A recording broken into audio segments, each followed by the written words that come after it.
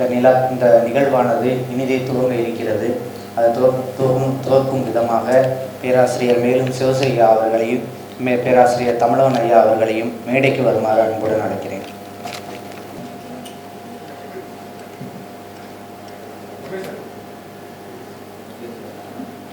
தமிழவன் சிறுகதைகள் கருத்தரங்கமும் மேலும் இலக்கிய விமர்சன விருது வழங்கும் விழாவும் இனிதே துவங்கி இருக்கிறது.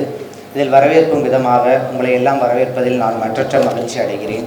இந்த விழாவில் கதாநாயகர்களாக வீற்றிருக்கக்கூடிய பேராசிரியர் மேலும் சிவசையா அவர்களையும் பேராசிரியர் தமிழவன் ஐயா அவர்களையும் அன்புடன் வருக வருக என வரவேற்றுக் கொள்கிறேன். இந்த நிகழ்வானது 2 அமர்வுகளாக பிரிக்கப்பட்டுள்ளது. முதல் அமர்வில் நிறைய கட்டுரையாளர்கள் கட்டுரை வாசிக்க இருக்கிறார்கள்.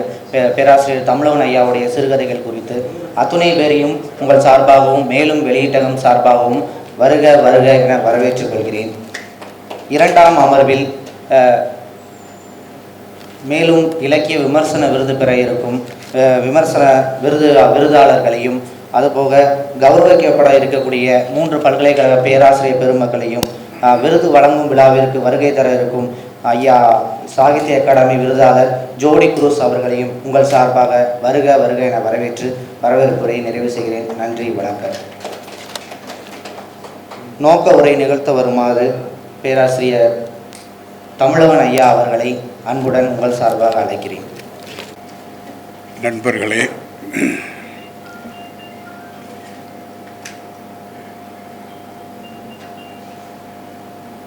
வழக்கமாக இந்த மாதிரி கூட்டத்துக்கு வரும்போது கூட ஏதாவது குறிப்பு வைத்து கொண்டு வருவேன். இவ்வளவு ஆண்டுகள் நான் இந்த மாதிரி கூட்டங்களில் கலந்து கொண்டாலும் இன்று எந்த குறிப்பும் இல்லாமல் வந்திருக்கிறேன். சுமார் 1968 இருந்து தமிழ் துறை ஒன்றில் நான் ஆசிரியராக சேர்ந்ததிலிருந்து இந்த மாதிரி பேசுவது என்பது பழக்கமான ஒன்று. அப்படி பார்த்தா ஒரு 50 ஆண்டுகளுக்கு மேலாக இந்த மாதிரி இலக்கியம் பற்றி பேசிக்கொண்டே இருக்கக்கூடிய ஒரு சூழல். இடையில் ஒரு 1971 கர்நாடகத்திற்கு போய்விட்டேன்.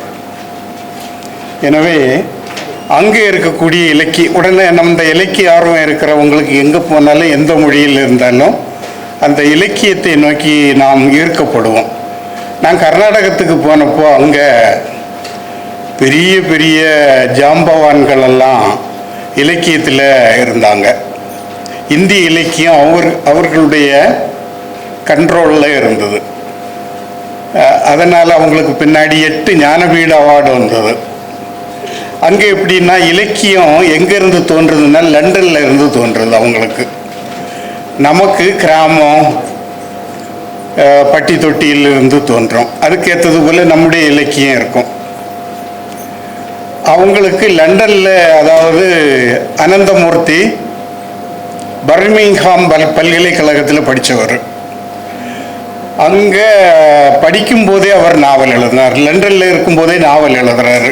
அவருடைய கூடவே படிக்க போனது கைலாசபதி நாவல்னா அதை பற்றி யோசிக்க ஆரம்பித்தார். தமிழ் நாவல் இலக்கியம்னு ஒரு புஸ்தகம் எழுதினார். ஆனால் இலக்கியம் எழுதுறதுங்கிறது தமிழில் ஒரு கேவலமான விஷயம். கவிதை எழுதுறது நவீன விஷயம்னாலே தமிழில் கேவலம். ஷூ போட்டிருப்பாங்க, மொபைல் லேட்டஸ்ட் வச்சுருப்பாங்க, ஐஃபோன் எல்லாம் வச்சுருப்பாங்க, பேண்ட்டு போட்டிருப்பாங்க. ஆனால் நவீன இலக்கியத்தை இலக்காரமாக பார்ப்பாங்க. பாடமாக வச்சாச்சுன்னா அதை பெரும்பாலும் நீங்களே படிச்சுக்குங்கம்பாங்க. நாங்கள் படிக்கும்போது அப்படி தான், இப்பவும் அப்படி தான் நினைக்கிறேன். மோகனா சொல்லுங்க. இல்லையா? இப்போ இல்லையா அப்படி? ஏன்னா இலக்கியம் அந்த தற்கால இலக்கியம் அந்த அளவுக்கு வளர்ந்துருக்கு. இப்போ மிக பெரிய ஒரு காரியம். நோபல் பரிசில் பழைய இலக்கியத்துக்கு அவார்டு கொடுக்க மாட்டாங்க, நாவலுக்கு கொடுப்பாங்க. இது தமிழர்களில் பலருக்கு இன்னும் தெரியாது. நாவல் எழுதுறியா நீ, ஒரு மாதிரி கேவலமாக பார்ப்பாங்க. இது எதனாலன்னா ஒரு வித மாயை, ஃபாசிலைஸ்டு மைண்டு, அதாவது ஒரு எருகி போன படைப்பு ஊக்கம் இல்லாத மனநிலையினுடைய வெளிப்பாடு. நான் அந்த தமிழ் துறையை சார்ந்தவன், தமிழகத்திலிருந்து நான் போனவன், தமிழன். ஆகையினால எனக்கு விமர்சிக்கிறதுக்கு உரிமை உண்டு. நான் கர்நாடகத்துக்கு போனப்போ தற்கால இலக்கியத்தை தூக்கி வச்சு கொண்டாடுறாங்க அங்கே. நான் அந்த கடைகளுக்கெல்லாம், பெங்களூரில் இருக்கிற கடைகளுக்கு எல்லா கடையிலையும் நவ்யா அப்படின்னு அதுக்கு பேர் வச்சுருப்பாங்க. மாடர்னிஸ்ட் அப்படின்னு இங்கிலீஷ் லிட்ரேச்சரால் தான் கன்னட ரைட்டராக இருப்பாங்க. எல்லாம் உங்களுக்கு நம்ப முடியாத ஒரு விஷயம். பக்கத்தில் ஓசூர் பக்கத்தில் 10 மைலில் இருக்கிறது தான் பெங்களூர். நான் அந்த மாணவர்களுக்கு கன்னடம் மூலமாக பாடம் எடுப்பேன். அப்போது 2 மொழியும் எவ்வளோ வேறுபட்டதாக இருக்குது, 2 மனோநிலைகளும் எவ்வளோ வேறுபட்டதாக இருக்குன்னெல்லாம் நான் நினைப்பேன். அந்த பின்னணியில் நான் பல கூட்டங்களில் சங்க இலக்கியத்தை விட தற்கால இலக்கியம் சிறந்ததும்பேன். உடனே எல்லாரும் அப்படி ஒரு மாதிரி பார்ப்பாங்க. இந்த கேள்வியை கூட இதுவரைக்கும் தமிழர்கள் கேட்டு பார்த்ததில்லை. சங்க இலக்கியத்தை விட தற்கால இலக்கியம் சிறந்ததா? எனக்கு சிறந்ததாக தான் படுது. இப்போவும் நான் சங்க இலக்கியம் நிறைய படிச்சிருக்கேன்.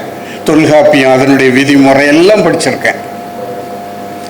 ஒரு 50-55 வருஷமாக தமிழ் இலக்கியம் பற்றியே பேசுகிறேன். ஆனால் எனக்கு அப்படி தான் தோணுது. அப்புறமா வேணால் சண்டை போட்டுக்கலாம் நம்ம. இந்த பின்னணியோட நான் சிறுகதைகள் எல்லாம் தமிழில் பேராசிரியர்கள் சிறுகதை எல்லாம் எழுத மாட்டாங்க. எழுதினா கூட ஏதோ உள்ள ஒரு எங்கேயா பாடமாக வைக்கலாமா அப்படின்னு யோசனையோடு தான் அவங்க சிறுகதைகள் எழுதுவாங்க. இந்த கல்யாண குணங்கள்லாம் நமக்கு உண்டு. இந்த பின்னணியில் வரக்கூடிய நாம் பெரும்பாலும் 50 ஆண்டுகளாக கன்னட இலக்கியத்தால் தீர்மானிக்கப்பட்டவன். என்னுடைய அந்த வார்சாவில் ஒரு கடவுளுங்கிற ஒரு நாவல் கன்னட மொழியில் வந்தது. அப்போ அங்கே இருக்கக்கூடியதில் மிகப்பெரிய இலக்கிய விமர்சகர் ஒருவர்,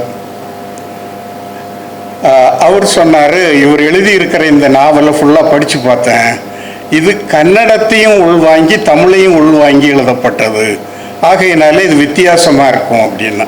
அப்போ உடனே இருந்த பக்கத்தில் இருந்தவங்க சொன்னாங்க, அப்போ தமிழில் இதை கவனிக்க மாட்டாங்க அப்படின்னு. ஸோ இப்போ 10 வருஷமாக கவனிக்காத அந்த நாவலை நான் பார்த்துக்கிட்டே இருக்கேன். இது நம்முடைய பல்வேறு குணங்களில் ஒன்று. ஏன் நவீன உலகத்தில் நாம் வாழ மாட்டேங்கிறோம்? கீழடி தான் நமக்கு முக்கியம். எங்கேயாவது இரும்பு துண்டு கிடைச்சாலோ கரித்துண்டு கிடைச்சாலோ அதை பற்றியே ஏன் பேசணும்? நம்ம நவீன மனிதர்கள் தானே, இன்றைக்கு வாழக்கூடியவர்கள் தானே. இன்றைக்கு உள்ள எல்லாத்தையும் நாம் அக்கறை காட்டுறோம்.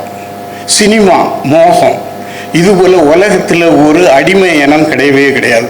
சினிமாவுக்கு தன்னை முழுசும் பேப்பர் எடுத்து பார்த்தீங்கன்னா அவன் யாரோட ஓடிப்பானா, இவன் யாரோட ஓடிப்பானா, இவன் என்ன மாதிரி அழகாக இருக்கிறா, இவனுடைய முந்தின பொண்டாட்டி பேர் என்ன, இது அந்த அசிங்கியம். அதில் ஒருத்தனுக்கு பார்லமெண்ட் மெம்பர் இதை கொடுப்போம் நம்ம.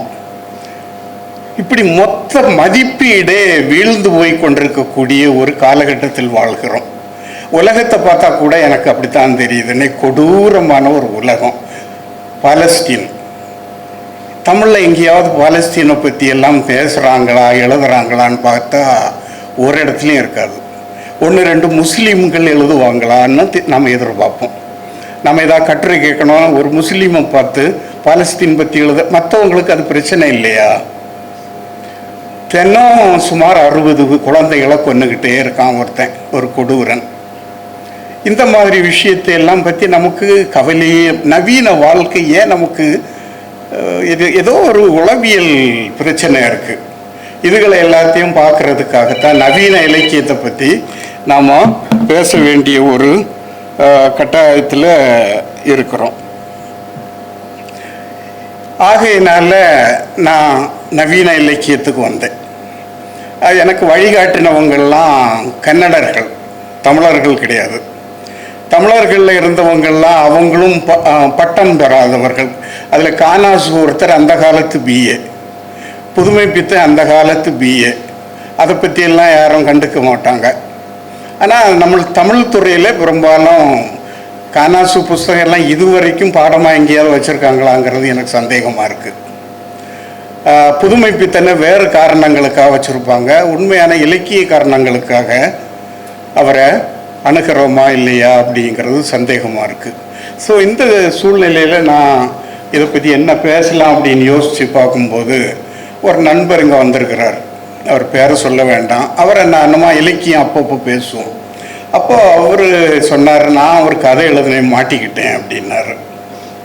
என்ன அப்படின்னா, எங்கள் சித்தப்பா பெரியப்பா பற்றி எல்லாம் எழுதினேன், ஊருக்கு போனால் அவங்க யாரும் இப்போ என்கிட்ட பேச மாட்டேங்கிறாங்க அப்படின்ட்டு அவங்கள வச்சு எழுதியிருக்காரு. அப்போ நான் சொன்னேன் அவருக்கு பதிலாக, நான் ஒருத்தரை பற்றி எழுதினேன், இங்கே வந்திருக்கிற இன்னொருத்தர் அந்த கதையை படிச்சுட்டு இவரை பற்றி தானே எழுதியிருக்கீங்கன்னு கேட்டார். அப்போ நான் சொன்னேன், அவர் அக்காவை நான் சந்தித்ததில்லை, ஆனால் அவர் அக்காவை பற்றி அதில் எழுதியிருக்கேன் அப்படின்னு. அதாவது தெரியாததை பற்றி நம்ம தெரிஞ்சவங்களோட இணைச்சி வச்சு எழுதுகிறோம்.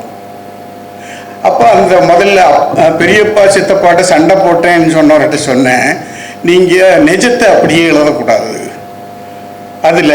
அதிலிருந்து அந்த நிஜத்திலிருந்து தள்ளி நின்றுக்கிட்டு எழுதணும். ஸோ என்னுடைய எழுத்தை பற்றி சிலர் இங்கே பேச வந்திருக்கிறவங்க கூட சொல்லுவாங்க, ஏதோ ஒரு இடத்துல தள்ளி நிற்கிறேன். என்னுடைய 35 வயது எழுத்தாளர், நடனக்காரியான எழுத்தாளர் அப்படிங்கிறதுல பாதியில் கதை முடியும். அது இப்போ கன்னடத்தில் மொழிபெயர்த்தாங்க. அதை படித்த அங்கே இருக்கிற சாகித்ய அகாடமியினுடைய தலைவராக செயல்படக்கூடியவர் என்னோட பல்கலைக்கழகத்தில், அங்கே பல்கலைக்கழகம் தான் இலக்கியத்தை தீர்மானிக்கும், இங்கே போல இல்லை. அப்போது எனக்கு பல்கலைக்கழகத்தில் நான் 25 ஆண்டு கன்னட மொழி மூலமாக தமிழ் இலக்கியத்தை கற்பித்தவன். எனவே என்ன, நான் தமிழ் சூழல் உருவாக்கியவன் என்று சொல்லுவதை விட கன்னட சூழலும் சேர்ந்து உருவாக்கியவன் என்று தான். ரத்தத்துக்குள்ளே தமிழ் சூழல் இருக்கவே இருக்காங்க. நிறைய பேர் சண்டை போட்டுக்கிட்டே எப்பவும் இருப்பாங்க. ஸோ அந்த மாதிரியான ஒரு சூழல் இருந்து தப்பிக்க முடியாது. ஸோ அதை அவர்கிட்ட சொன்னப்போ, அதாவது எழுத்திலிருந்து நாம் தள்ளி நிற்கிறோம். இது ஒரு பெரிய விஷயம். அந்த காலத்தில் அந்த இங்கிலீஷில் ரொமான்டிக் லிட்ரேச்சரை முன்வைத்தவர்கள் எல்லாம் அப்ஜெக்டிவ் கோரிலேட்டிவ்ம்பாங்க. அந்த அப்ஜெக்டிவ் கோரிலேட்டிவ் கொஞ்சம் வித்தியாசமானது. அதாவது நீங்கள் சில வடிவங்களை நாவல்லையும் சிறுகதையிலையும் முன்வைக்கணும். சங்க இலக்கியத்தில் இதுக்கு பாடம் இருக்குது. ஆனால் சொல்கிறது வேற ஒன்று. இதில் நுட்பமான சில காரியங்கள் நாம் அனுபவத்தில் இருக்கிறத போட்டு எழுதி தள்ளிக்கிட்டே இருக்கிறோம். மாத நாவலாக வாரத்துக்கு ஒரு தடவை ஒரு எழுத்தாக வந்துக்கிட்டே இருக்குது. அதில் யாரோ ஒருத்தருடைய அனுபவம் போல இருக்கணும். இந்த அனுபவம் போல இருக்கக்கூடாது என்பது என்னுடைய கொள்கை. நான் அந்த அடிப்படையை வைத்து எழுதி கொண்டே இருக்கக்கூடிய சில காரியங்கள் இருக்கின்றன. வழக்கமாக இந்த மாதிரி பேசும்போது நான் கொஞ்சம் தான் பேசுவேன். ஆகையினால இத்தோட என்னுடைய பேச்சை நிறுத்தி கொள்ளுகின்றேன். வாய்ப்பு கொடுத்த எல்லா நண்பர்களுக்கும், நிறைய நண்பர்கள்லாம் இளம் நண்பர்கள்லாம் வரணும்னு ஆசையாக நாங்கள் பலரை கூப்பிட்டோம். இங்கே வந்திருக்கிறாங்க பலர், இன்னும் பலர் வருவார்கள். ஸோ எல்லோரையும் அவர்களுக்கு என்னுடைய அன்பை தெரிவித்து கொண்டு என்னுடைய பேச்சை இத்தோடு முடித்துக் கொள்கிறேன். நன்றி, வணக்கம். வானொலி நிலைய இயக்குநராக இருந்து பணி நிறைவு பெற்ற திரு தட்சிணாமூர்த்தி அவர்கள், தமிழவன் அவர்களுக்கு, நம்ம தமிழ்நாட்டில் தான் பிறந்திருக்கோம், சில மரபுகளை விட முடியாது இல்லையா, அதனால் அவர்கள் இப்பொழுது இந்த பொன்னாடையை தமிழவன் அவர்களுக்கு அணிவிப்பார்கள். ஒரு வாய்ப்பு தந்தார்.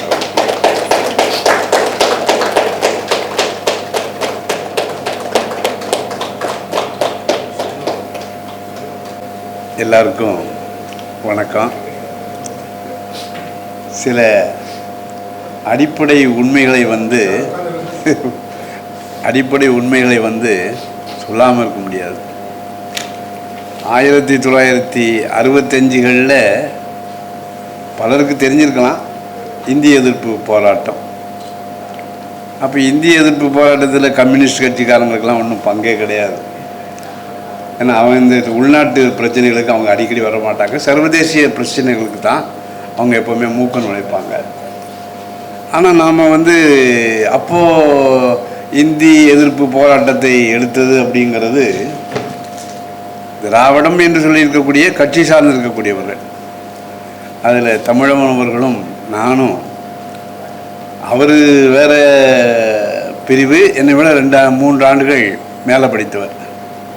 தற்பெருமைக்காக சொல்லலை, அவரோடு படித்தவர்கள் இன்றைக்கி அரசியலில் ஓய்வு பெறக்கூடிய நிலையில் இருக்கிறார்கள். பெரிய பேச்சாளர்கள். அந்த பாரம்பரியத்தில் வந்ததுனால சில திராவிட இயல்புகளை, திராவிட அப்படிங்கிறது இன்வெர்டர் கமாஸ், நீங்கள் என்ன வேணாலும் பொருள் கொள்ளலாம், அது மாற்றினதா ஏமாத்துறதா அப்படிங்கிறத இப்போது உங்களுடைய முடிவுக்கே நான் விட்டுறேன். அதனால் அந்த பாரம்பரியத்தில் வந்திருக்கக்கூடிய நம்ம சில இந்த பொன்னாடை போர்த்துறது அப்படிங்கிறதையும் விட முடியாது அப்படிங்கிறத தான் நான் சொல்கிறேன். இந்த கருத்தரங்குகள் முதலாக அவர்கள் ஏற்கனவே சொல்லப்பட்ட மனிதர்கள் அப்படிங்கிற ஒரு நாவல் எழுதினாங்க. அதற்கு முன்னாலேயே 20 கவிதை அப்படின்னு ஒரு புத்தகம் உண்டு. அவருடைய புத்தகம் ஜெயக்குமாரி ஸ்டோர்ஸ் நாகூரிலிருந்து அதை வெளியிட்டாங்க. எனக்கு இன்னைக்கு காலையில் என்ன சாப்பிட்டீங்கன்னு என்கிட்ட கேட்டிங்கன்னா எனக்கு தெரியாது, மறந்துருப்பேன். ஆனால் ஒரு 50 வருஷத்துக்கு முன்னால் என்ன நடந்தது அப்படின்னு கேட்டால் நான் படான்னு சொல்லுவேன். அப்போ முதல்ல 20 கவிதை அவர் என்கிட்ட கொடுக்குறாரு. எனக்கு ரொம்ப ஆச்சரியமாக இருந்தது. அந்த பாரதிதாசனுடைய கண்ணகி புரட்சி காப்பியம், மணிமேகலை வெண்பா, இதெல்லாம் எப்படி புது பிறவி எடுத்திருக்கிறது அப்படிங்கிறது சொல்கிறாரு. அப்போ எனக்கு ரொம்ப ஆச்சரியமாக இருந்தது. அப்போ நான் கேட்டேன், அதை ஜெயக்குமார் ஸ்டோர்ஸுக்கு தந்திருக்கீங்க, எனக்கு வெளியிடுறதுக்கு ஒரு புஸ்தகம் ஏதாவது தாங்களே அப்படின்னாரு. அவருக்கு கூட மறந்துருக்கும். அப்போ தான் புதுக்கவிதை பற்றி அவர் எழுத ஆரம்பித்தார். புதுக்கவிதை 4 கட்டுரைகள் அப்படின்னு சொல்லி ஒரு கருப்பு அட்டை போட்டது. அவரும் என்ன நினச்சிருக்காருன்னா அது காவியா சமூகம் தான் வெளியிட்டது அப்படின்னு நினச்சிருக்கிறாரு. அதை நான் வெளியிட்டது மணி ப்ரெஸ்ஸுன்னு எனக்கு அவருக்கு தெரிஞ்ச ஒரு ப்ரெஸ்ஸுக்காரரு. அவர் எங்களை விட அதிகமாக தமிழ் மேலே ஆர்வம் உள்ளவர். கொண்டாங்க, நான் அச்சடித்து தாரேன் அப்படின்னு சொல்லி அச்சடித்தார். அதுக்கப்புறம் அந்த தொடர்பானது ஏற்கனவே சொல்லப்பட்ட மனிதர்கள் வந்தது. நான் வாசித்து பார்த்த உடனேயே எனக்கு ரொம்ப ஆச்சரியமாக போயிட்டு, இது வேற அட்டை போட்டது, அது கருப்பு அட்டை போட்டிருக்கோம். அது ரொம்ப ஆச்சரியமாக போயிட்டு, நான் அப்போ எனக்கு கல்லூரியில் நவீன இலக்கியம் எடுக்கக்கூடிய ஒரு வாய்ப்பை கொடுத்தாங்க. அதுக்கு காரணமே அங்கே பணியாற்றி கொண்டிருந்த துறை தலைவர் லூர்து சார் அப்படிங்கிறவர்.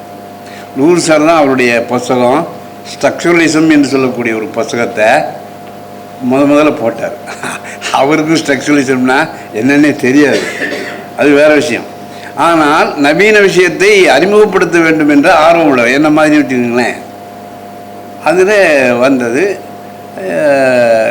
புதுக்கவிதை 4 கட்டுரைகள் போடும், ஏற்கனவே சொல்லப்பட்ட மனிதர்கள். அப்போ நான் சொன்னேன், சாருடைய புஸ்தகத்தை நம்ம எம்ஏக்கு பாடமாக வைக்கணும்.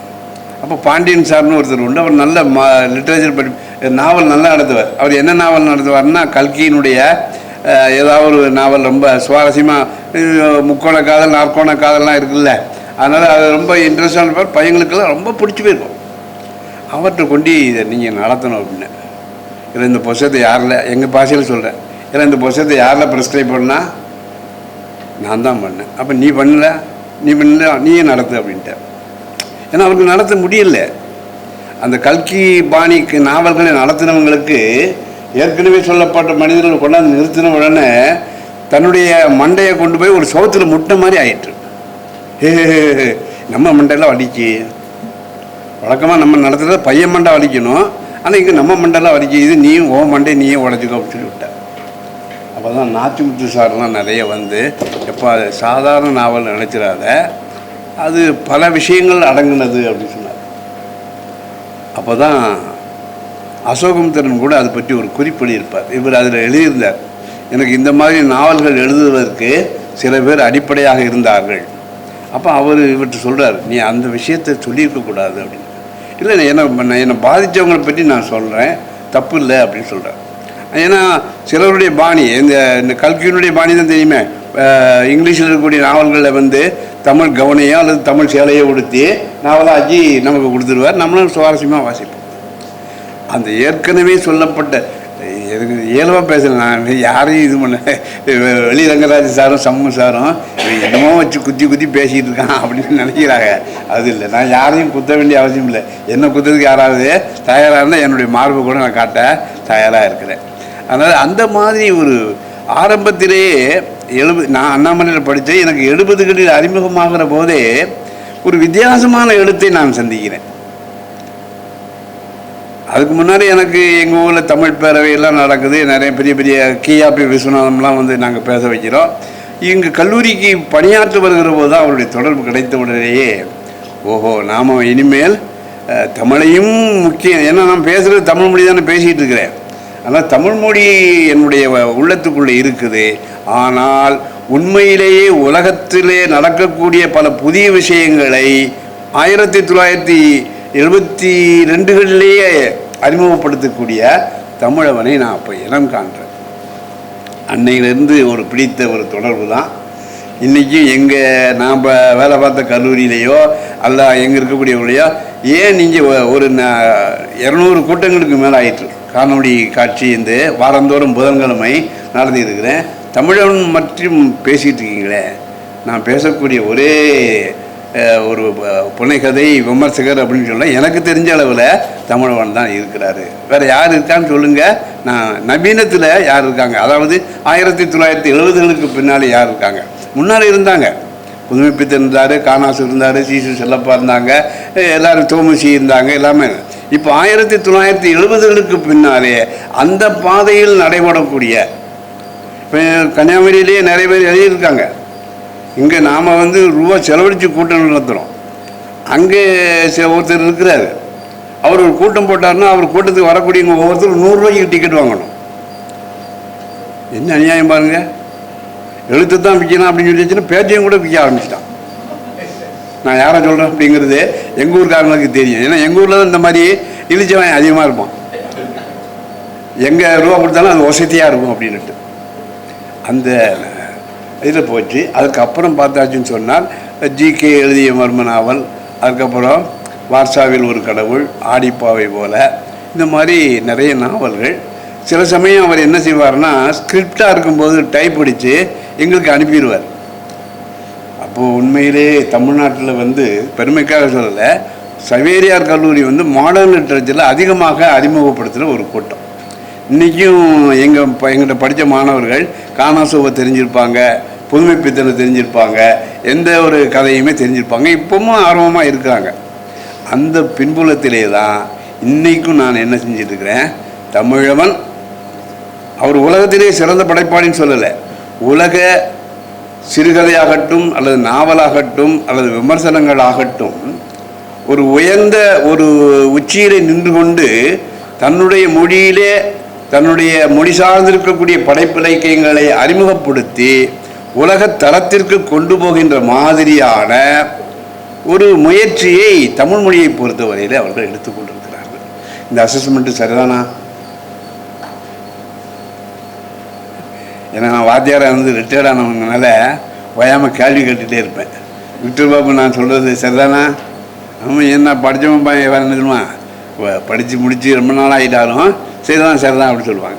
ராஜாஜி சாருக்கு சில சமயம் சில வேறுபாடுகள் இருக்கலாம், அது பரவாயில்ல.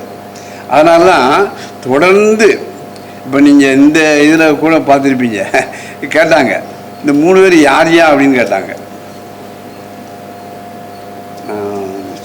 மறுபடியும் கேட்குறேன், உங்களில் யாருக்காவது, அதாவது நம்ம எல்லாருக்கும் தெரிஞ்சிருக்கோம் யாருங்கிறது, புதுசாக வந்தவங்களுக்கு இந்த 3 பேர் யார் அப்படிங்கிறது தெரியுதா?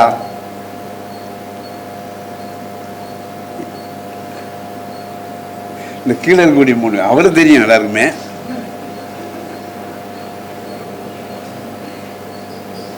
தெரிஞ்சிருக்கோம். ரமேஷ், அந்தோணி, ராஜாஜி சாருக்கு தெரிஞ்சிருக்கோம். அவர் இங்கிலீஷ் லிட்ரேச்சர் படிக்க ப்ரொஃபஸராக இருக்கிறதுனால அவருக்கு தெரிஞ்சிருக்கும். இதுதான் தெரியாமல் இருக்கும். யாரு? பொம்பளை. ஆமாம். தெரியல இல்லையா? தெரியாத காரணமே இந்த இடைத்தட்டு எழுத்தாளர்கள் தான்.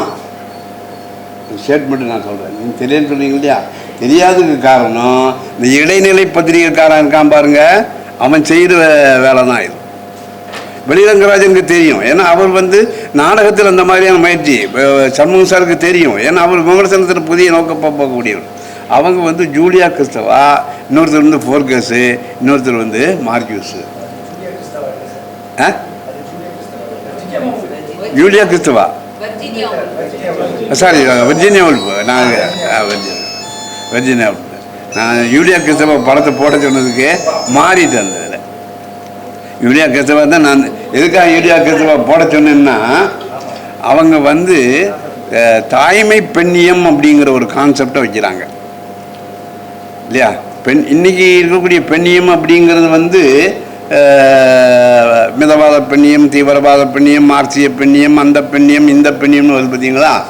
ஆனால் நம்ம என்னதான் உரணும் பெருமையும் ஆடும் மேன அப்படின்னு சொன்னாலும், அச்சம் மடம் நாணம் நிச்சமும் பெண்பார்க்குரியன்னு சொன்னாலும், அந்த தாய்மை பண்பு அப்படிங்கிற ஒன்று உங்களுக்கு யாருக்காவது இருக்குமா? நீங்கள் படிக்கலைன்னு சொன்னால் இங்கே இருக்கக்கூடிய ஆம்பளையாட்கள், அந்த ஆம்பளை பிள்ளையாகட்டும் பொம்பளை பிள்ளையாகட்டும் என்ன செய்வீங்க? காதை பிடிச்சி ஒரு முறுக்கிடுவீங்க. அப்பவும் அந்த பெண் என்னம்மா, எப்பா நீ இன்னைக்கு அப்பா கோபத்தைப்படுறாருல, நாளைக்காவது நீ கொஞ்சம் படிக்க பாரு. இந்த கருணை உள்ளம், இந்த இறக்க உணர்வு பெண்களிடம் இருக்கிறது. அதை அவள் கண்டுபிடிக்கிறாங்க, யூலியா கிறிஸ்தவா கண்டுபிடிக்கிறாங்க. அதனால அவங்க அந்த கான்செப்டை கொண்டு வர்றாரு.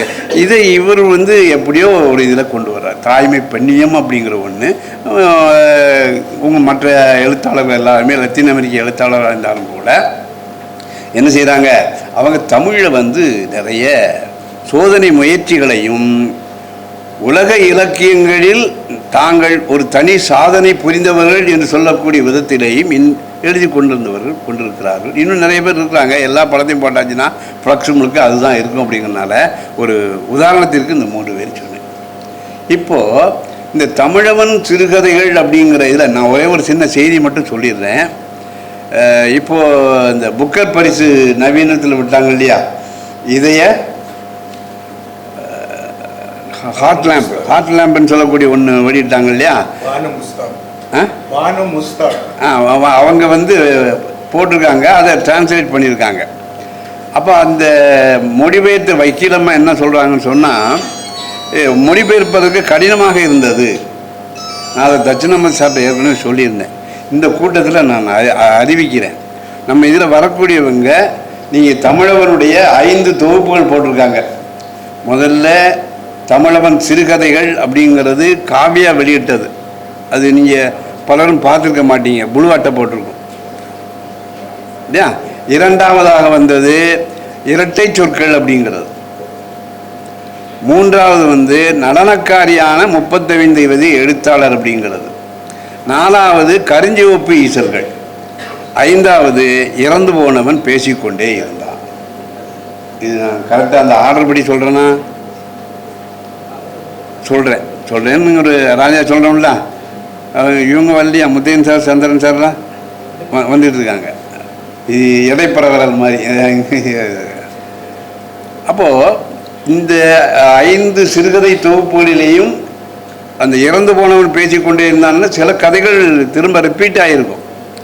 மீதி ஒரு 100 கதைகள்னு வச்சுக்கணுமே. நீங்கள் வந்திருக்கக்கூடியவங்க அவருடைய 5 தொகுப்புகளையும் நீங்கள் படிச்சிருந்தீங்கன்னா ஒரு 12 கதை நீங்கள் அப்படியே மனசில் நினச்சி பார்க்கணும், திரும்ப புரட்டி பார்க்கக்கூடாது.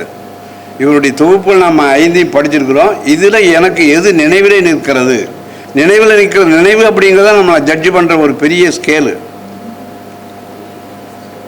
அந்த 12 கதைகளையும் நீங்கள் என்னுடைய முகவரிக்கோ அல்லது அவருடைய முகவரிக்கோ தந்தீங்கன்னா இந்த ஒரு 10 பேர் நம்ம 120 நம்பர் படி வரும்.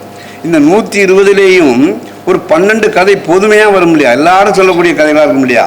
அது எல்லாரும் சொல்லக்கூடிய சிறுகதைகளை தேர்ந்தெடுத்து அதை முதல்ல ஒரு தொகுப்பாக புத்தகமாக கொண்டு வர்றதுக்கு முன்னால் அது ஆங்கிலத்திலே மொழிபெயர்க்க வேண்டும்.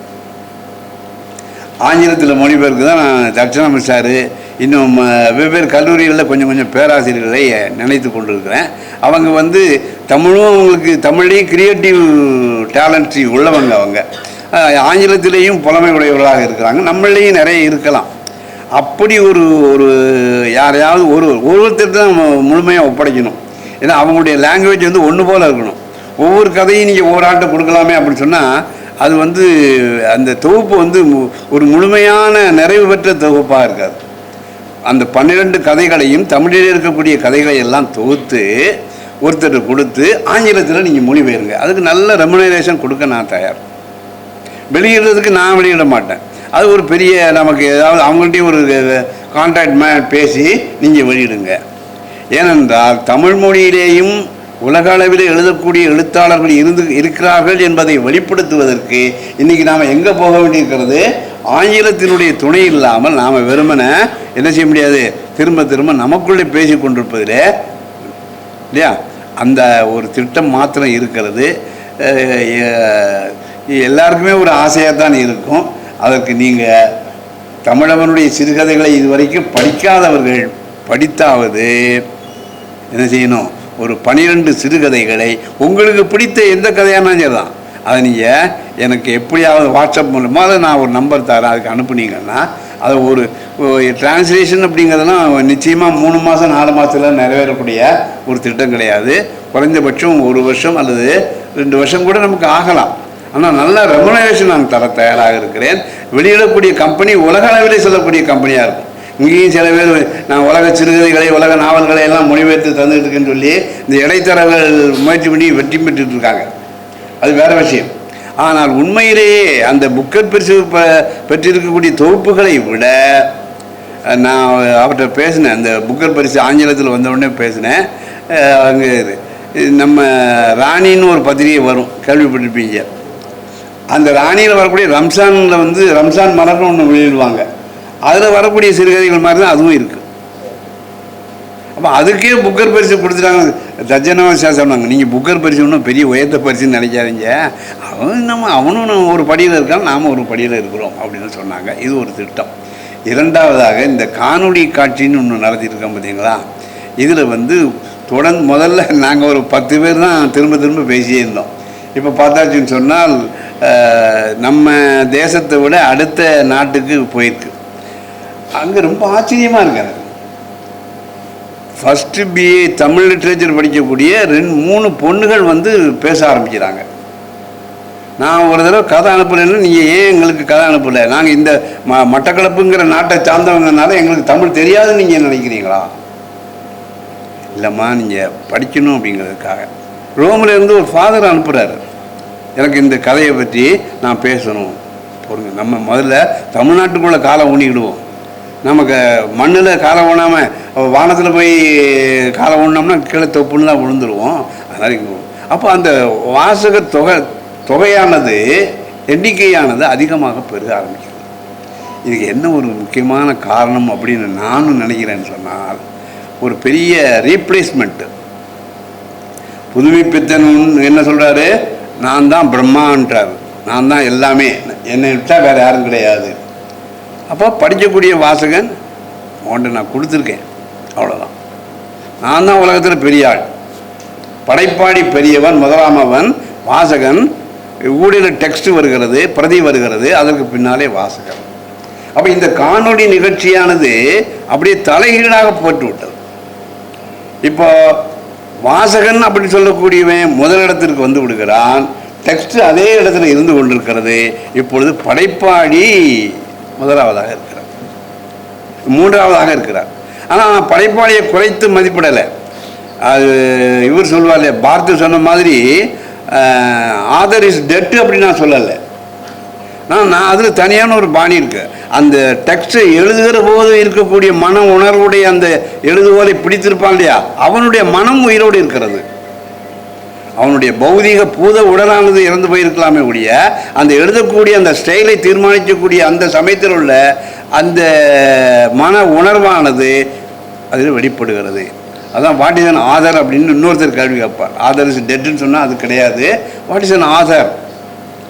அப்போ அந்த மாதிரியாக வாசக எதிர்வினை அப்படிங்கிறது படைப்பாளி அப்படிங்கிறத முற்றிலும் இறந்து போனவன் என்று சொல்லாமல் அவனுக்கும் அவனுடைய மன உணர்வை பதிப்பிக்கக்கூடிய தன்மையில் ஒரு இடம் இருக்கிறது என்பதை நிலைநிறுத்தக்கூடிய தன்மையில் இருக்கேன். அதாவது நான் அடுத்தவங்களுக்கு டயத்தை தீர்மானிப்பேன், ஆனால் எனக்கு மைக்கை கொடுத்தாச்சுன்னு சொன்னால் பேசிக்கிட்டே இருப்பவங்கனால எனக்கு ஒரு செக் வேணும். அதனால் நான் ரொம்ப அதிகமாக வேறு 2 விஷயந்தான் மறுபடியும் தொகுத்து சொல்கிறேன். ஒன்று, ஒரு 12 சிறுகதைகளை, தமிழவனுடைய சிறுகதைகளை சிறந்த சிறுகதைகள் அல்லது நினைவில் நிற்கக்கூடிய கதைகள்னு எடுத்துக்கோங்க. 2வது கான்செப்ட், இந்த ஒரு 4 வருஷமாக நான் நடத்தினது, வாசகனுக்கு முக்கியம் கொடுக்கக்கூடிய ஒரு தன்மையை நாங்கள் உருவாக்கி இருக்கிறோம். அந்த தன்மையில் நீங்களும் வர வேண்டும் என்று சொல்லி அதிகத்தனமாக பேசிய எனக்கு நானே மன்னிப்பை வழங்கி கொண்டு நிறைவு செய்து கொள்கிறேன். நன்றி, வணக்கம். எல்லோருக்கும் வணக்கம். கொரோனா காலத்தில் தமிழோட கதைகளை வச்சு பேசுகிறதுன்ட்டு ஒரு திட்டத்தை சிவசு சார் ஆரம்பித்தார். இது 5வது ஆண்டு துவங்கிடுச்சு. ஒரு 76 கதைகளை, சிறுகதைகளை, கொஞ்சம் நாவல், மற்ற விஷயங்கள், மற்றவங்க கதைகள் எல்லாம் கூட கொஞ்சம் பேச ஆரம்பித்தோம். இத்தனை கதைகளையும் 5 ஆண்டுகளாக ஒரே ஒரு விஷயத்தை திரும்ப திரும்ப பேசப்படுது. ஒரு கதை இது வரைக்கும் 3 தடவை 4 தடவை கூட பேசியிருக்கோம். ஆனால் 3 தடவை 4வது தடவை வரும்போதும் அந்த கதையில் பேசுகிறதுக்கான ஃபேஸ் இருக்குது. ஆனால் பழைய எழுத்தாளர்களோ இப்போ புதுசாக எழுதிட்டுருக்குங்களோ இந்த மாடர்ன் இல்லாமல் ஒரு மரபான முறையில் எழுதுகிற எழுத்தில் இந்த மாதிரி 2வது அதை பிரித்து பேசும்போது அது ஒரே தன்மையோடு அழிஞ்சு போயிடும். இப்போ இந்த ஒரு கதையே தன்னைத்தானே ஊக்கி வச்சு அழிச்சிக்கும் வளர்த்துக்கும். அதுக்குள்ளே பல லேயர்ஸை அடுக்கி பார்க்குற தமிழவன். அவருக்காக இன்றைக்கி ஒரு நாள் முழுக்க அவருடைய சிறுகதைகளை பற்றி, அந்த 75 சிறுகதைகளை வச்சு தான் நம்ம இந்த கூட்டம் மையப்படுத்தி நடக்குது. எல்லாரும் ரொம்ப தமிழகத்தின் பல பகுதிகளில் இருந்து வந்திருக்கோம். எல்லாருக்கும் நன்றி. அடுத்த அமர்வு தொடங்க வாங்க. இப்போ விக்டர் பாபு வந்து தன்னுடைய பேச்சை ஒரு 5 நிமிடங்களுக்குள் முடிக்கும்.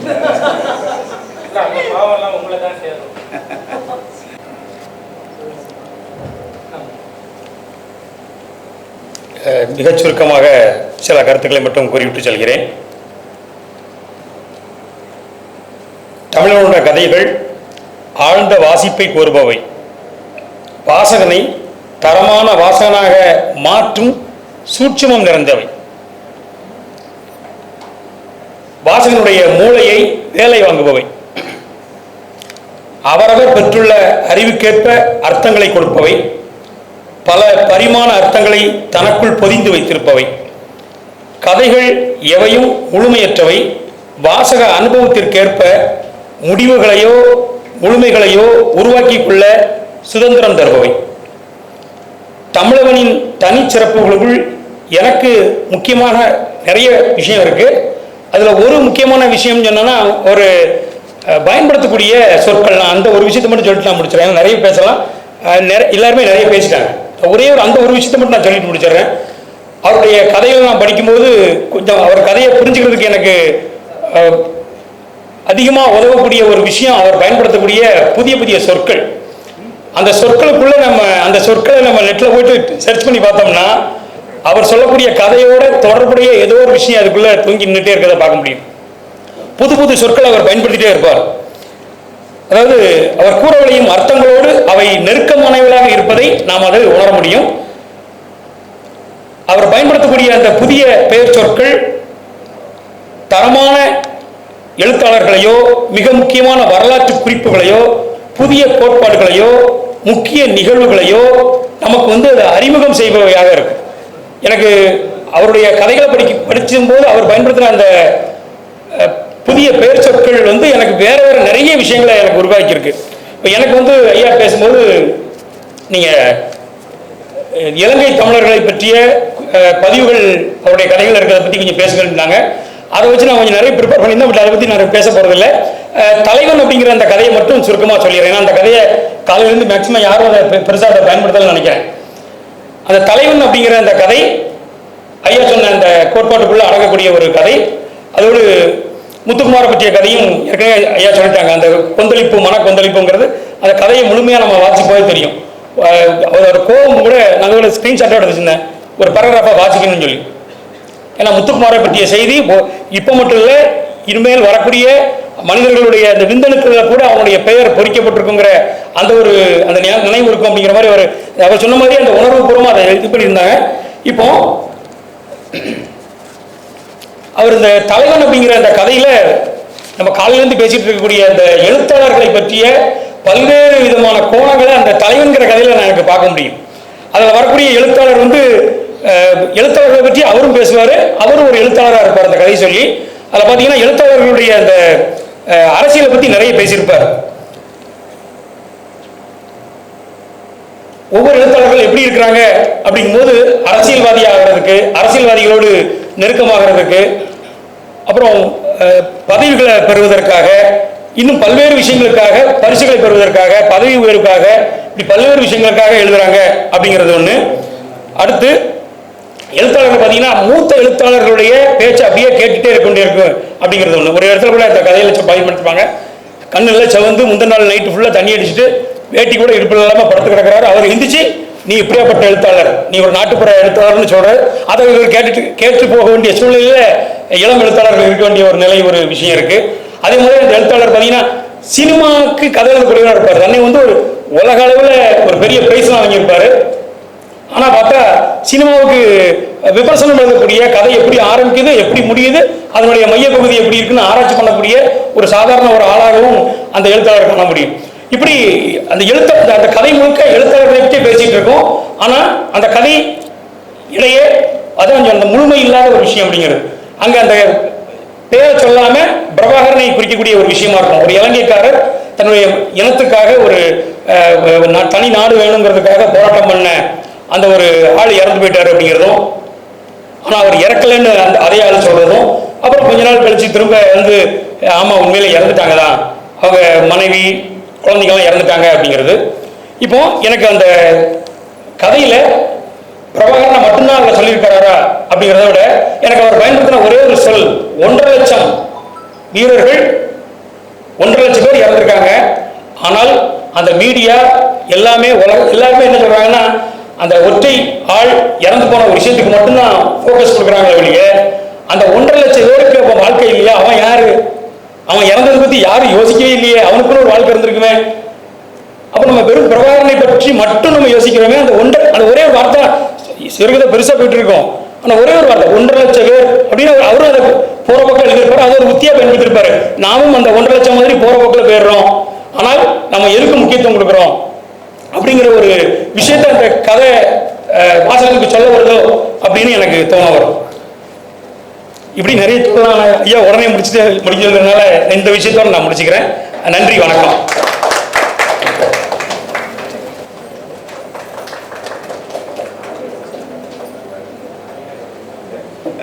ராஜாஜி அவர் ஆங்கில பேராசிரியர், அதனால அவருக்கு இன்னும் கொஞ்சம் நேரத்தை 4 நிமிடமாக குறைத்து சொல்றேன்.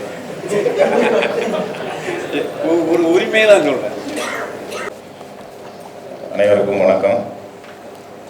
தமிழனுடைய சிறுகதைகள் மரபான வழக்கமான கதை சொல்லும் முறைக்கு மாறாக இருக்கின்றன. அவை ஒரு வித்தியாசமாக இருக்கின்றன என்பதையெல்லாம் இங்கு பலரும் சொல்லியிருக்கிறார்கள்.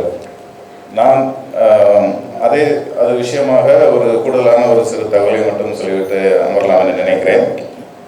இந்த வடிவங்கள், இந்த வடிவ மாறுபாடு அல்லது இந்த உத்திகள் ஏன் கைக்கொள்ளப்படுகிறது, அதனுடைய அரசியல் அல்லது கருத்தியல் என்ன என்பதை பற்றி மட்டும் நான் புரிந்த வகையில் ஒரு சிலவற்றை சொல்ல விரும்புகிறேன்.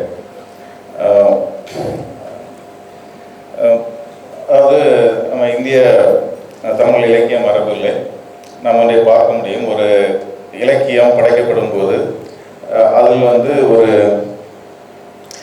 பெலசுருதி என்ற ஒரு பகுதி இருக்கும். இந்த பெலசுருதி என்பது அது இப்படித்தான் ஒரு விஷயத்தை புரிந்து கொள்ள வேண்டும்.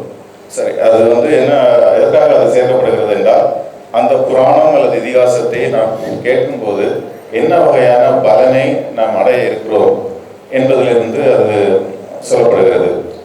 அது விஷ்ணு புராணம் ஆகட்டும், சிவபுராணம் உட்பட எல்லா புராண இதிகாசங்களிலும் அந்த கதையை கேட்பதால் நமக்கு என்ன பலன், என்ன பயன் என்பது குறித்து இருக்கும்.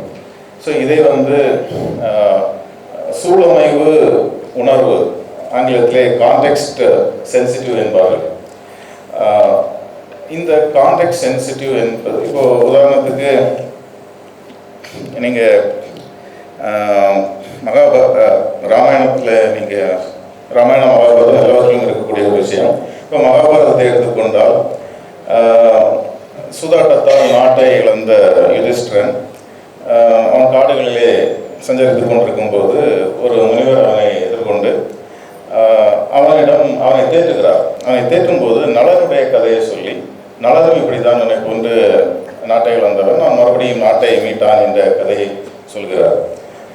இது வந்து ஒரு இதற்கு மட்டுமல்ல, ஒரு சாதாரண ஒரு நாடு ஜோசியத்தில் கூட ஒருவர் வந்து அந்த ஜோசியரை அணுகும் போது அவர் வந்து ஓலைச்சுவடியிலிருந்து அவர் பிறந்த அவருடைய பெயர், அவருடைய பெற்றோர் பெயர் முதற்கொண்டு அவர் திருமணமானவரா இல்லையா, அவருடைய தொழில் என்ன, இப்போது என்ன செய்து கொண்டிருக்கிறார் என்பது வரை சொல்லப்பட்டிருக்கும். ஸோ இதை கடந்து ஒரு பொருளை நாம் பெற முடியாது.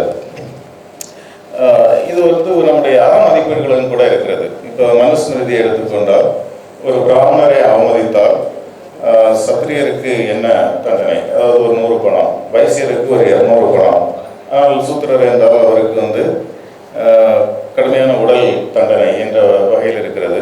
அப்போ எல்லாமே இங்கே வந்து ஒரு சூழமைவு உணர்வுடன் தான் இங்கே முன்வைக்கப்படுகிறது. அது அற மதிப்பீடு, இலக்கியம் முதற்கொண்டு அன்றாட வாழ்க்கை அனைத்துமே. அப்போ இந்த இலக்கிய வடிவத்திற்கான அந்த உத்திக்கான இதுக்கான தேவை என்ன என்றால், இவை வந்து அந்த காலகட்டம் என்பது ஒரு நிலை பேருடைய ஒரு சமூகமாக, ஒரு மாறாத சமூகமாக இருப்பதற்கு இந்த மாதிரியான கதை வடிவங்கள் வந்து உதவி செய்திருக்கின்றன என்பதை நாம் பார்க்க முடிகிறது. அப்போது ஒரு சூழமைவு விடுபடல், கான்டெக்ஸ்ட் ஃப்ரீ என்பது இதற்கு மாற்றான ஒரு இலக்கிய உத்தியாக நம்ம வந்து தமிழனுடைய கதைகளில் நாம் பார்க்க முடியும். ஜார்ஜ் லூகாஸ் என்ற ஒரு இலக்கிய விமர்சகர் அவர் என்ன சொல்கிறார் என்றால், ஒரு இலக்கியத்தில் அதனுடைய கருத்தியலை தாங்கி நிற்பது அதனுடைய வடிவம்தான் என்று கூறுகிறார். இப்போ வந்து பண்டைய சமூகம் என்பது பார்த்திங்கன்னா ஒரு கடவுளால் காப்பாற்றப்பட்ட ஒரு சமூகம். மனிதன் நிம்மதியாக இருந்தார். எப்போதெல்லாம் மனிதனுக்கு பிரச்சனைகள் வந்ததோ அப்போதெல்லாம் கடவுள் அவதாரங்கள் தோன்றி அந்த குலையை வந்து சமப்படுத்தின. ஆனால் தற்போதைய சமூகம் என்பது கடவுளால் கைவிடப்பட்ட சமூகம் என்கிறார் ஜார்ஜ் லூகாஸ். அப்போ இங்கே வந்து மனிதனுக்கும் சமூகத்துக்குமான இந்த பிரிவினை என்பது கூர்மைப்பட்டிருக்கிறது. அது மனிதனும் சமூகமும் வந்து பிரித்தறியப்பட்டிருக்கிறார்கள். அதை வந்து யதார்த்தவாத கதைகள் அதை வந்து அதற்கு ஒரு போலி ஒற்றுமையை செய்யும்போது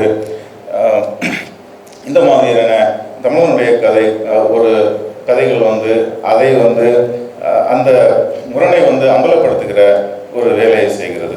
அப்போ ஒரு யதார்த்தத்தை ஒரு நிழல் படம் மாதிரி படியெடுத்து வழங்காமல் இந்த கதைகள் வந்து என்ன மாதிரியான ஒரு துண்டாடப்பட்ட சமூகத்தை அதே துணியில் வந்து இதை முன்வைப்பதை நாம் பார்க்க முடிகிறது. நான் இதற்கு வந்து ஒரு உதாரணமாக ஒரு கதையை மட்டும் சொல்லிவிட்டு நான் என்னுடைய உரையை முடிக்கலாம்னு நினைக்கிறேன். இல்லை, விளையாட்டு என்ற ஒரு சிறுகதை நாம் இந்த ஒரு இரட்டை சொற்கள் சிறுகதை தொகுதியில் இருக்கிறது. அது வந்து பார்த்திங்கன்னா ஒரு கதை தொடங்கிய உடனே அந்த கதை முடிந்து விடுகிறது. ஒரு சிறுவன் ஒரு கம்ப்யூட்டர் கேமை உருவாக்குகிறான். அதில் வந்து ஒரு நீதிபதி இருக்கிறார், ஒரு வக்கீல் இருக்கிறார், ஒரு குற்றவாளி இருக்கிறார்.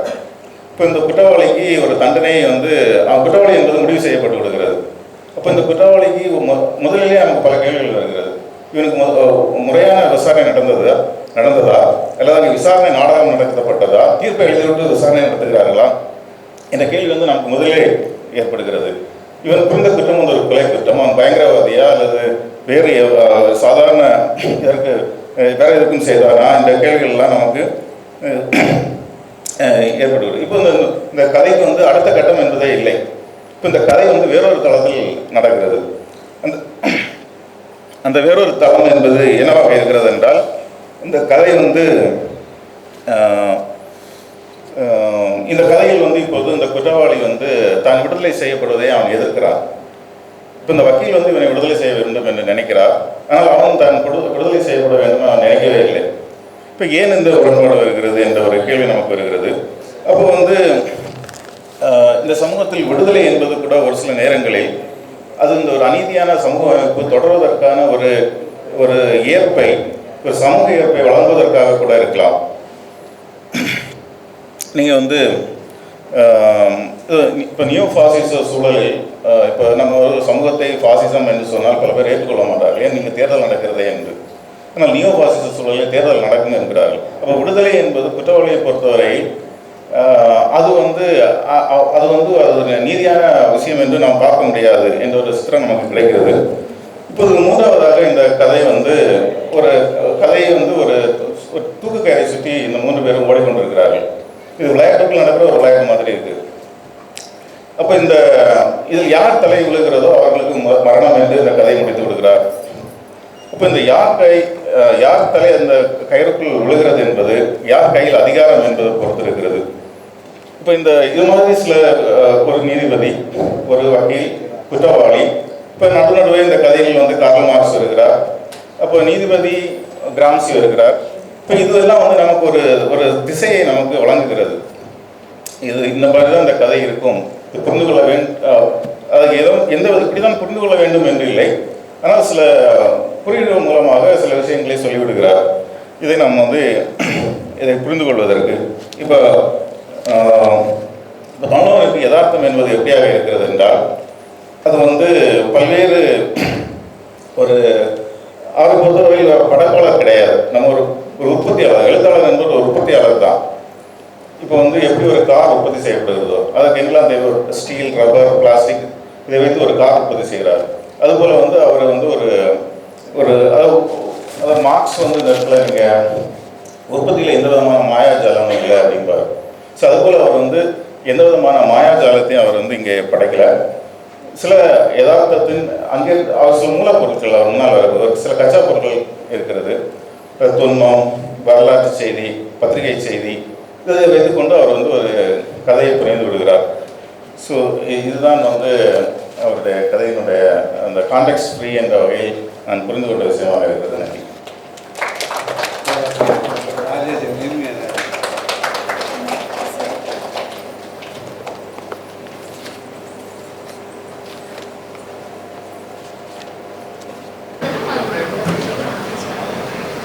நான் முதலாக இந்த இலக்கிய விமர்சன விருதை பற்றிய ஒரு செய்தியை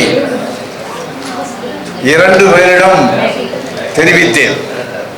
வெளியில் இருக்கக்கூடிய மூலம் வாழ்த்துள்ளீர்களா? ஒன்று தமிழவன் அவர்கள், இரண்டாவது எங்கள் ஊரை சார்ந்திருக்கக்கூடிய அன்றைய தாமரை இலக்கிய இதழில் பொறுப்பாளராக இருந்த தி.க. சிவசங்கரன் அவர்கள். தி.க. சிவசங்கரனை பற்றி நிறைய அனக்டோட்ஸ் உண்டு. இந்த தமிழகம் அவர்கள் ஞானக்கூத்தர் பற்றி ஒரு கட்டுரை வெளிவந்தது என்று எல்லாருமே சொன்னாங்க இல்லையா? அது தி.க.சி நடத்திய அந்த தாமரை இதழிலே தான் முதலாக வெளிவந்தது.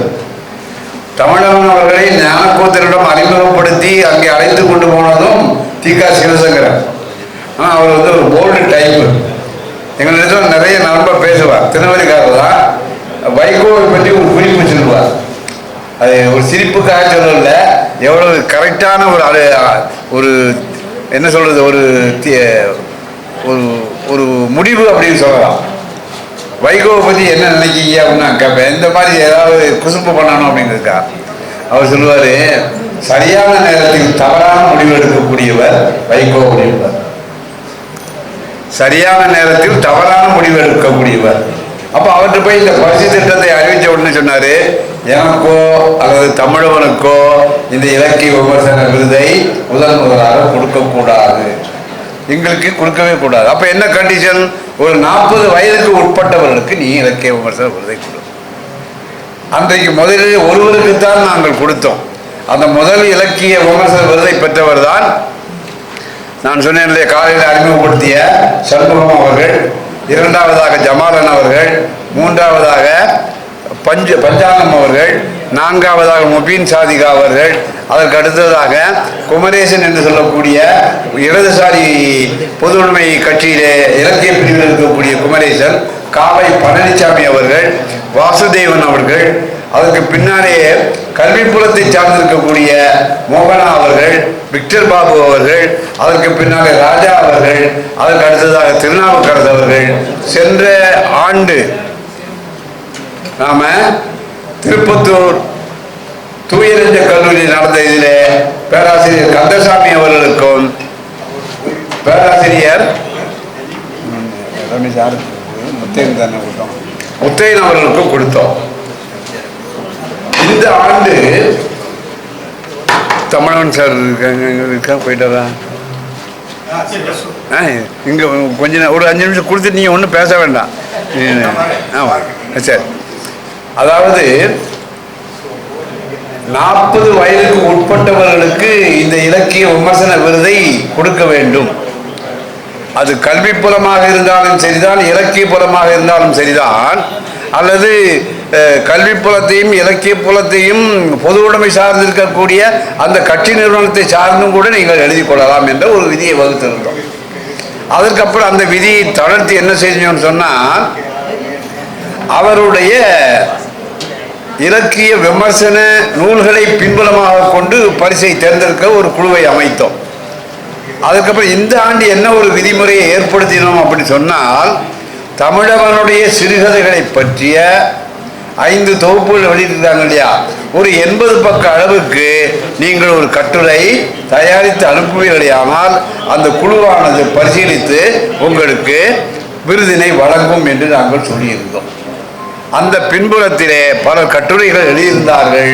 அதில் ராஜா சார், நான், இன்னும் 2-3 பேர் அந்த தேர்வு குழுவிலே இடம்பெற்றிருந்தோம். ஆனால் தேர்வுக்கு உரிய விருதாளர்களை தேர்ந்தெடுக்கக்கூடிய ஒரு முழுமையான ஒரு சுதந்திரத்தை எனக்கு அவர்கள் கொடுத்திருந்தார்கள். ஆனால் அவங்க சொன்னது ஒன்றாக இருந்தாலும் கூட அதற்கு மாறாமல் கூடுமான வரை நான் பார்த்து கொள்வேன். ஒருவேளை வேறு ஏதாவது சார்பு வந்துடக்கூடாது என்பதற்காக சில சமயம் நானே தீர்மானம் எடுத்துக்கொள்வேன். இது இந்த ஆண்டுக்குரிய ஒரு விதியாக வகுத்திருந்தேன். அடுத்த ஆண்டு நான் இந்த விதியை எப்படி மாற்றலாம் என்று நினைத்து கொண்டிருக்கிறேன் என்று சொன்னால், நன்கு கவனித்துக் கொள்ளுங்கள். நீங்களும் கூட எழுதலாம். நீங்கள் தமிழ் இலக்கிய விமர்சனத்தை ஏற்கனவே நூல் வடிவிலே தயாரித்து உங்களுடைய வயது 45 வயதுக்கு உட்பட்டதாக இருக்குமையானால் அவைகள் பரிசீலிக்கப்பட்டு அந்த பின்புலத்திலே ஒரு விருதாளருக்கு 25,000 ரூபாய் என்று கருதி 2 இலக்கிய விருதாளர்களுக்கு நாங்கள் விருதினை அடுத்த ஆண்டு அறிவிப்போம். அந்த ஒரு திட்டத்தையும் நான் சொல்லிக் கொள்கிறேன். ஏனென்றால் இந்த கட்டுரை வடிவிலே எழுதுவது என்பது நம்மளால் பேச முடியும். நமக்கு பேச்சு தானே ரொம்ப முக்கியம். எழுதுறது என்னைக்கு சாத்தியப்பட்டது? அதனால் பேச்சு வடிவிலே பேசிடுவோம்.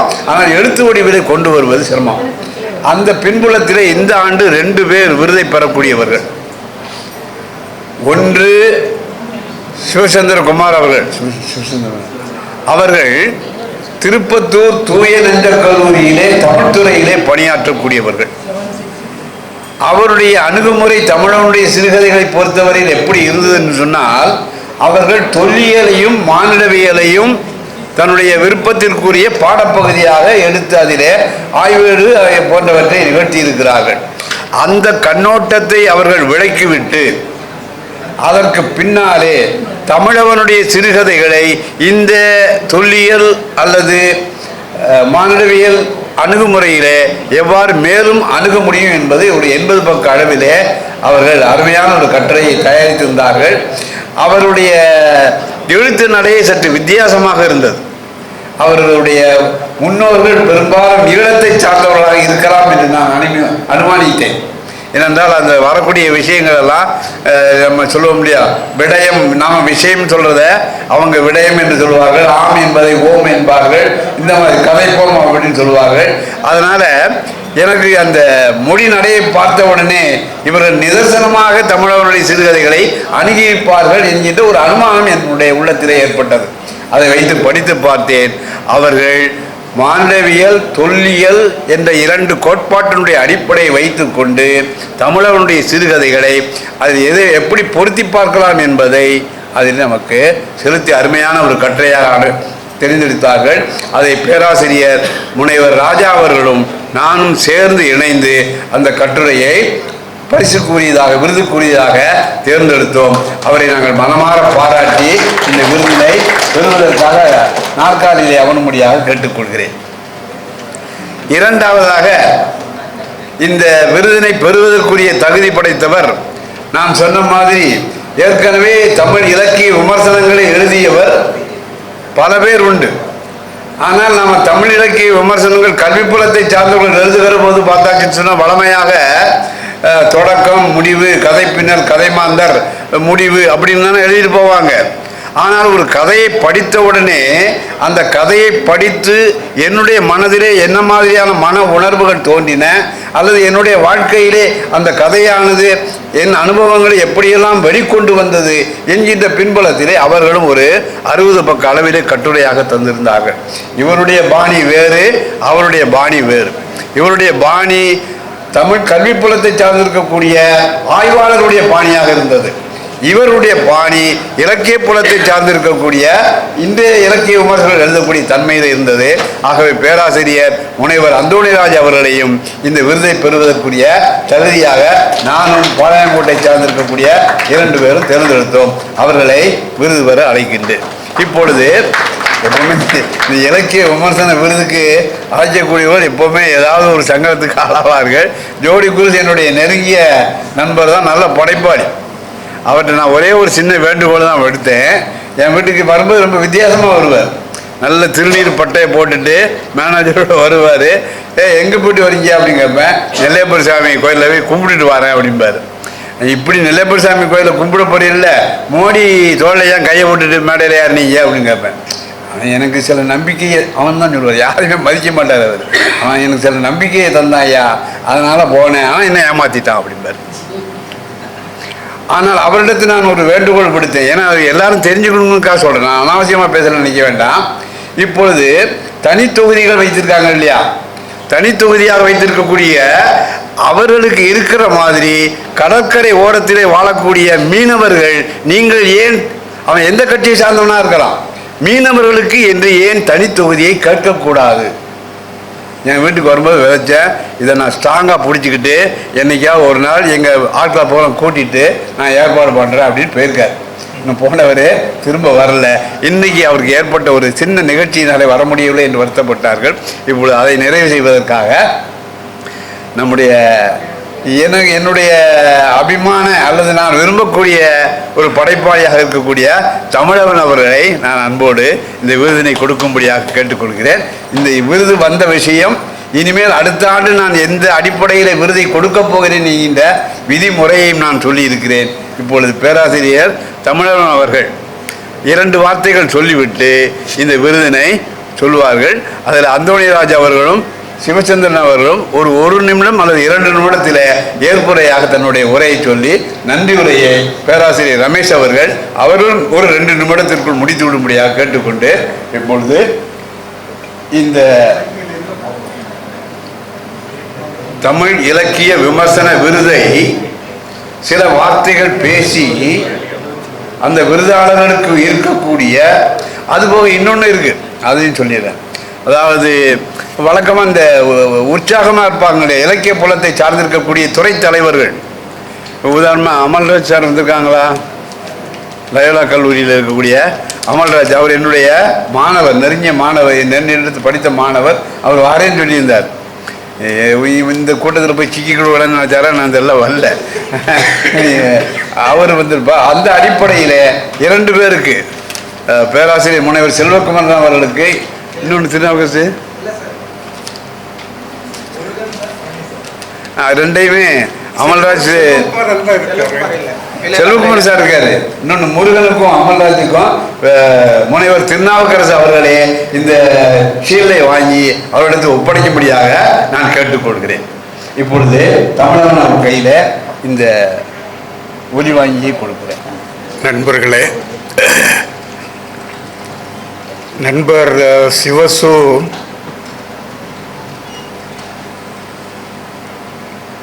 இந்த மாதிரி ஒரு விருது கொடுக்க வேண்டும் என்று தீர்மானித்தது எப்போதும் என்னோடும் கலந்து ஆலோசிப்பார். இந்த விருதுகளை பற்றி நம்ம எதுவும் சொல்கிறதுக்கு இல்லை.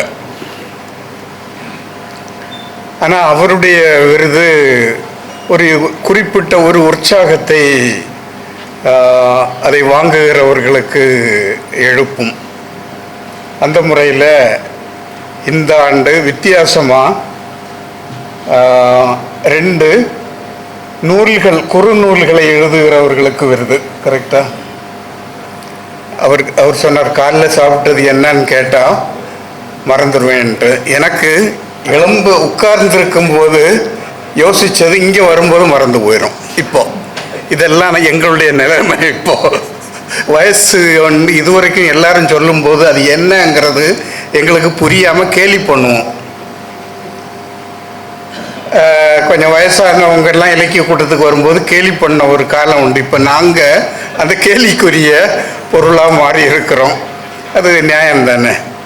அந்த மாதிரி இருக்கு நிலைமை. ஆனால் அந்த இலக்கியத்தை அவர் ஏதோ ஒரு விடாப்பிடியாக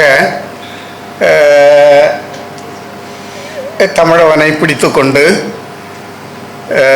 இருக்கிறார். இயல்பில் இது எங்களுக்கு எல்லாருக்குமே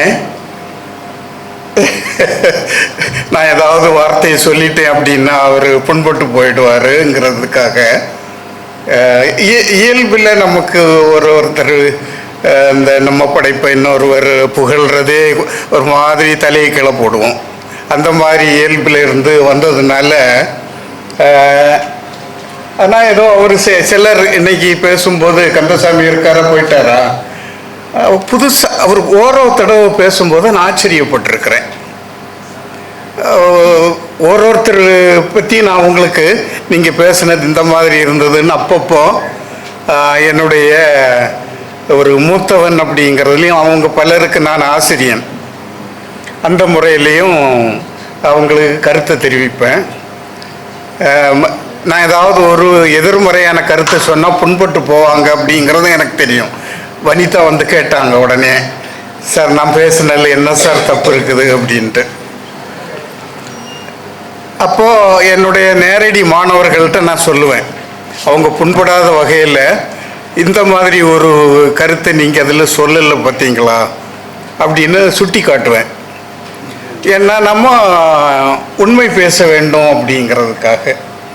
ஸோ அந்த மாதிரியான ஒரு போக்கு அதில் இன்னைக்கு கந்தசாமி பேசுனது ஒவ்வொரு தடவையும் ஏதோ ஒரு வாக்கியத்தை பேசும்போது எனக்கு புதுசாகப்படும். இன்னைக்கு அவர் நான் ரொம்ப உணர்ச்சி வசப்பட்டவன் அப்படின்னாரு. எனக்கு அவர் பேசும்போது இவர் உணர்ச்சி வசப்பட்டவர் அப்படிங்கிறது தெரியுமே ஒழிய அந்த மாதிரி ரொம்ப உணர்ச்சி பொங்கி இருக்கக்கூடிய ஒரு மனிதருக்கு இந்த இலக்கியம் என்ன செய்யுங்கிறது எனக்கு அதிகமாக தெரியும். இன்னைக்கு அவர் சொன்னார், நான் ரொம்ப ஒழுங்கில்லாத உணர்ச்சி வசப்பட்ட வெறி பிடிச்சவன், இந்த கதையில் உணர்ச்சியே இருக்காதுன்னாரு. அது ஓரளவு சரின்னு நான் பல தடவை யோசிச்சிருந்துருக்கிறேன். எனக்கு எழுதும் போது ஏன் அந்த உணர்ச்சி வர்ற இடத்த ஏன் தவிர்க்கிறேன். எல்லா சுமார் 70-80 கதைகள்னாங்க, எல்லா இடத்துலையும் அந்த உணர்ச்சி வசப்படுற ஒரு சிச்சுவேஷன் இருந்தால் அந்த கதை அதை தவிர்க்கும், அந்த பாத்திரங்கள் அதை தவிர்ப்பாங்க. அது இன்னைக்கு எனக்கு புரிஞ்சுது. இது ஒரு தெராபேட்டிக்னா உளவியல் மருத்துவம். இலக்கியம் உளவியல் மருத்துவமாகவும் செயல்படும். அவர் இன்னைக்கு பேசினப்போ எனக்கு அது புரிஞ்சது. என்ன ஒழுங்குபடுத்துது இந்த மாதிரி உணர்ச்சி அற்ற கதைகள் அப்படிங்கிறது போல சொன்னார். ஸோ இந்த மாதிரியான சில காரியங்கள் பேசுகிறது போல் நம்ம இங்கேயும் பேசணும், உண்மையாக இருக்கணுங்கிறதுக்காக மனசில் நினைக்கிறது அப்படியே வந்துடுது. ஸோ இந்த பின்னணியில் 2 நண்பர்களை சிவசு தேர்ந்தெடுத்திருக்கிறார். 2 நண்பர்களும் இங்கே அமர்ந்திருக்கிறார்கள். ஒருவர் எங்களுக்கு பழக்கமானவர், இன்னொருவர் அதிகம் பழக்கம் இல்லாதவர். அவர் திருப்பத்தூரிலே தமிழ் துறையிலே பணியாற்றி கொண்டிருக்கிறார் என்பது தெரிந்தது.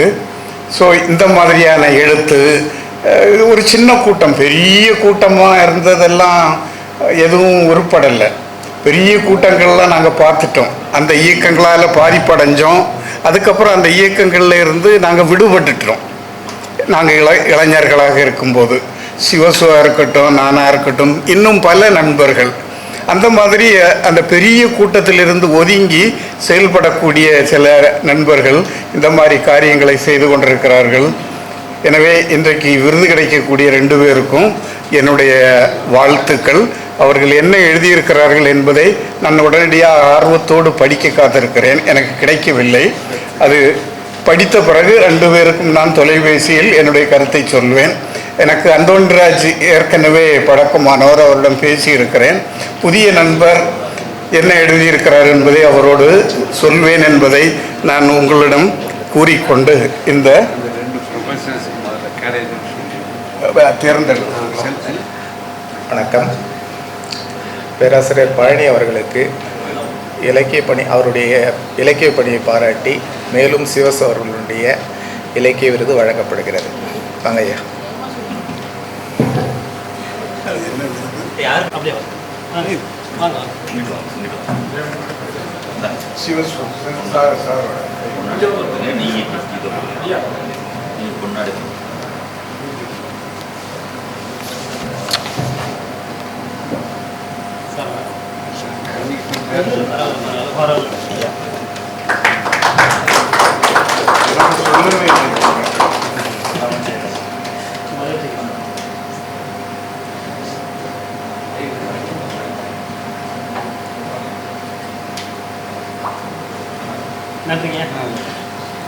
அடுத்ததாக பா. முருகன், வைணவக் கல்லூரி.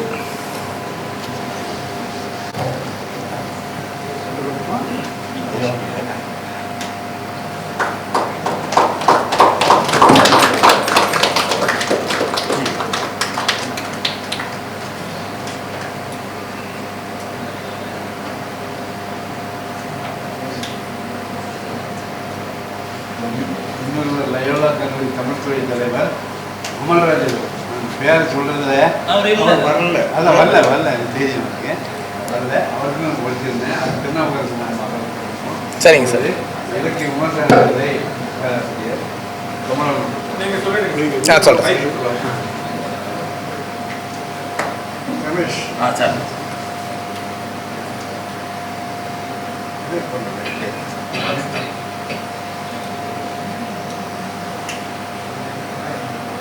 முதல்ல ஒருத்தர்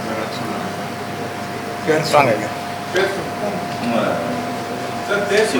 இலக்கிய விமர்சனம் திருப்பத்தூர் தூய நெஞ்ச கல்லூரி தமிழ்துறை சார்ந்திருக்கக்கூடிய பேராசிரியர் சிவசந்திரகுமார் அவர்களுக்கு இந்த பொன்னாடை ஒரு நினைவு சின்னம். அது போக மனமாக ரூபாய் 25,000 அவருக்கு.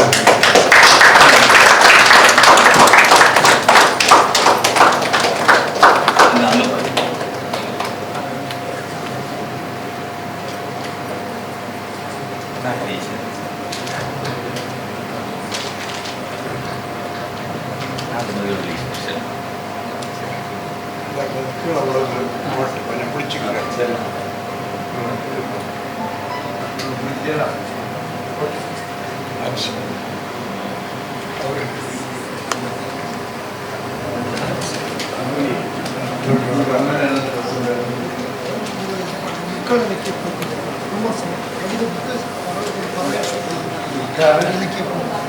இலக்கிய போக்குகள் என்று ஏற்கனவே ஒரு சிறுநூல் எழுதியிருந்தார்.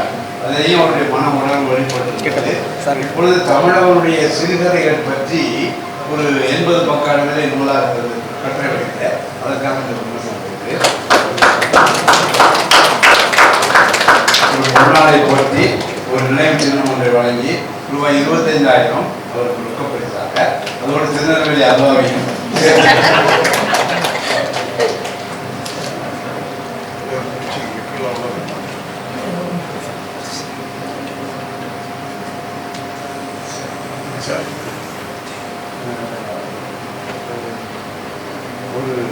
அனைவருக்கும் வணக்கம்.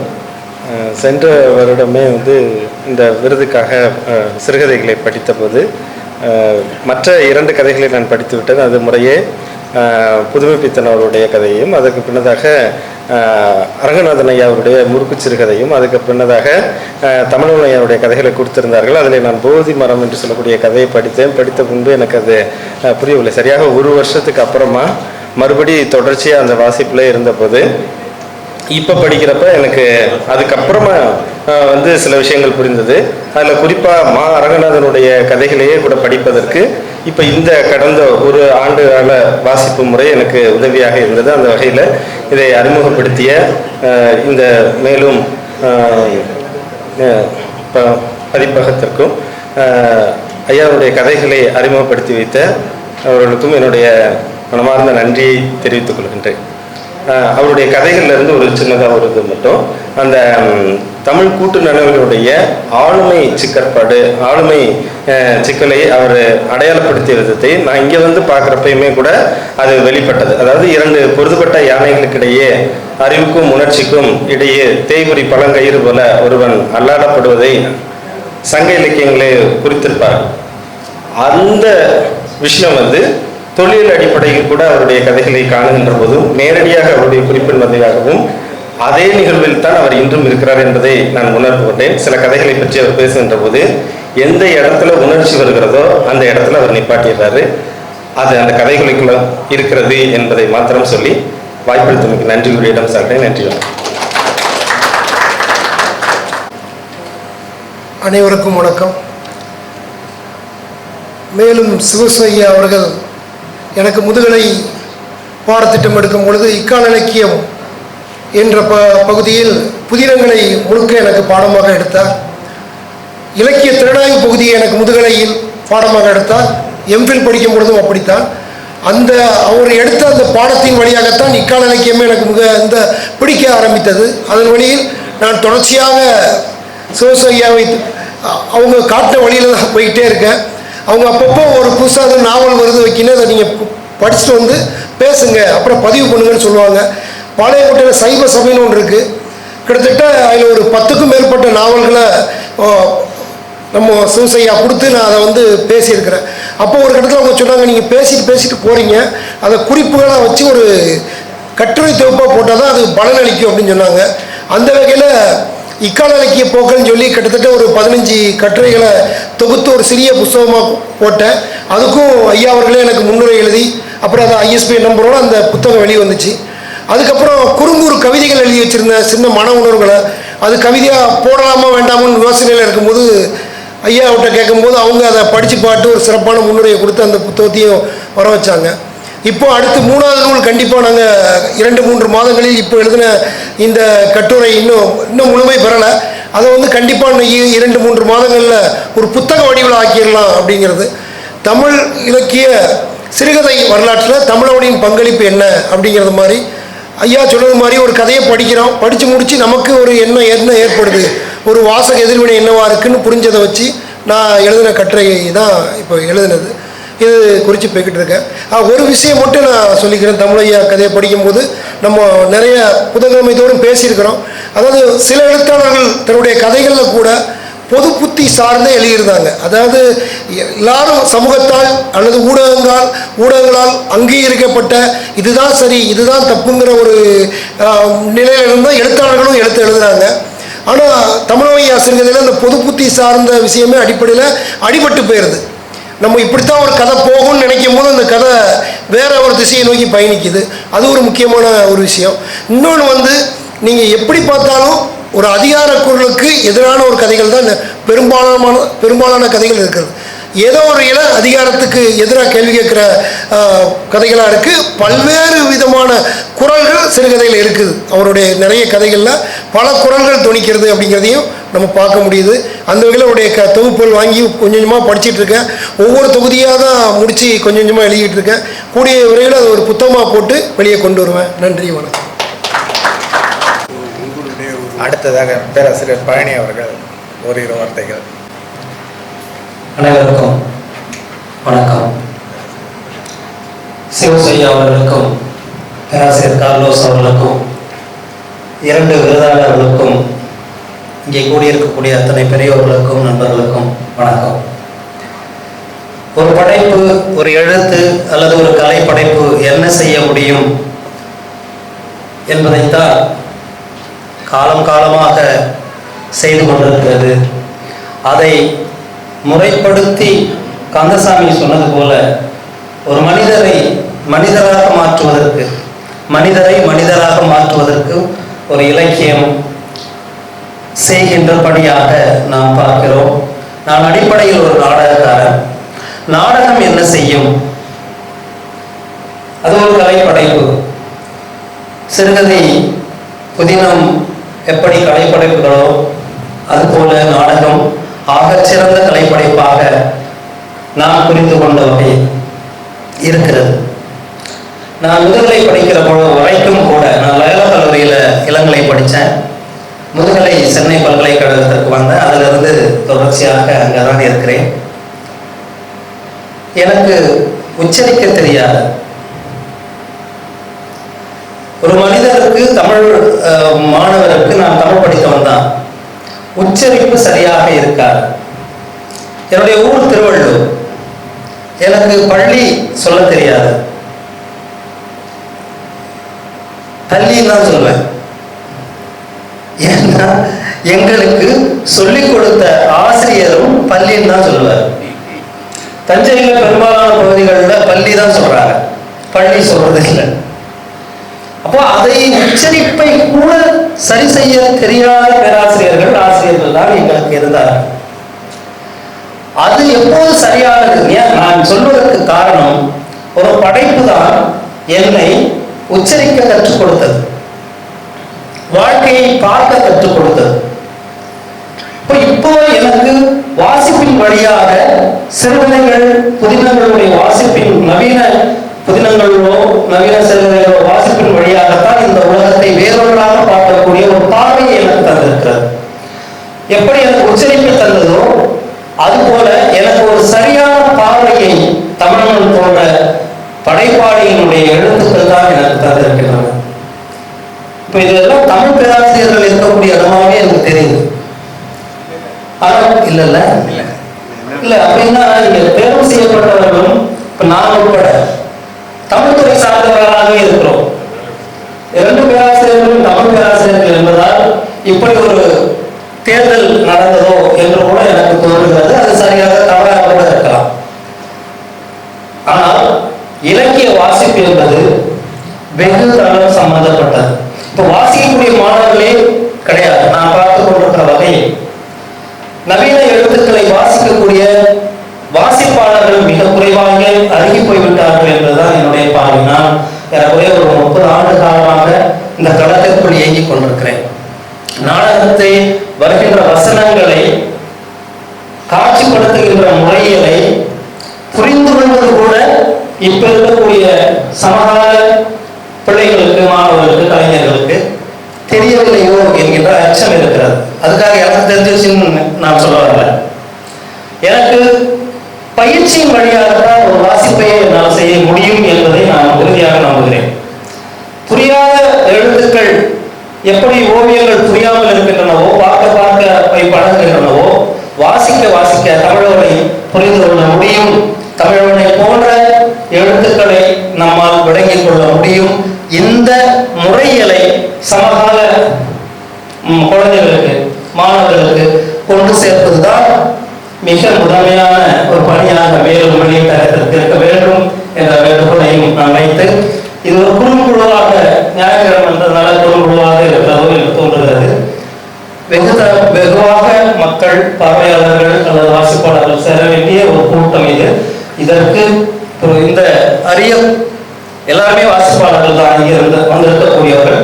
இவர்களுக்கு இது சிறிய கூட்டமாக இருந்தாலும் பெரும் கூட்டம் தான் என்பதை நாம் உளமாக உணர்ந்து இந்த வாய்ப்பை எனக்கு வழங்கிய திருநாவுக்கரசு அவர்களுக்கு என் நெஞ்சம் நிறைந்த நன்றியையும், பேராசிரியர்கள் இருவருக்கும் என் உடல் நிறைந்த நன்றியையும் தெரிவித்து நிறைவு செய்கிறேன். நன்றி, வணக்கம்.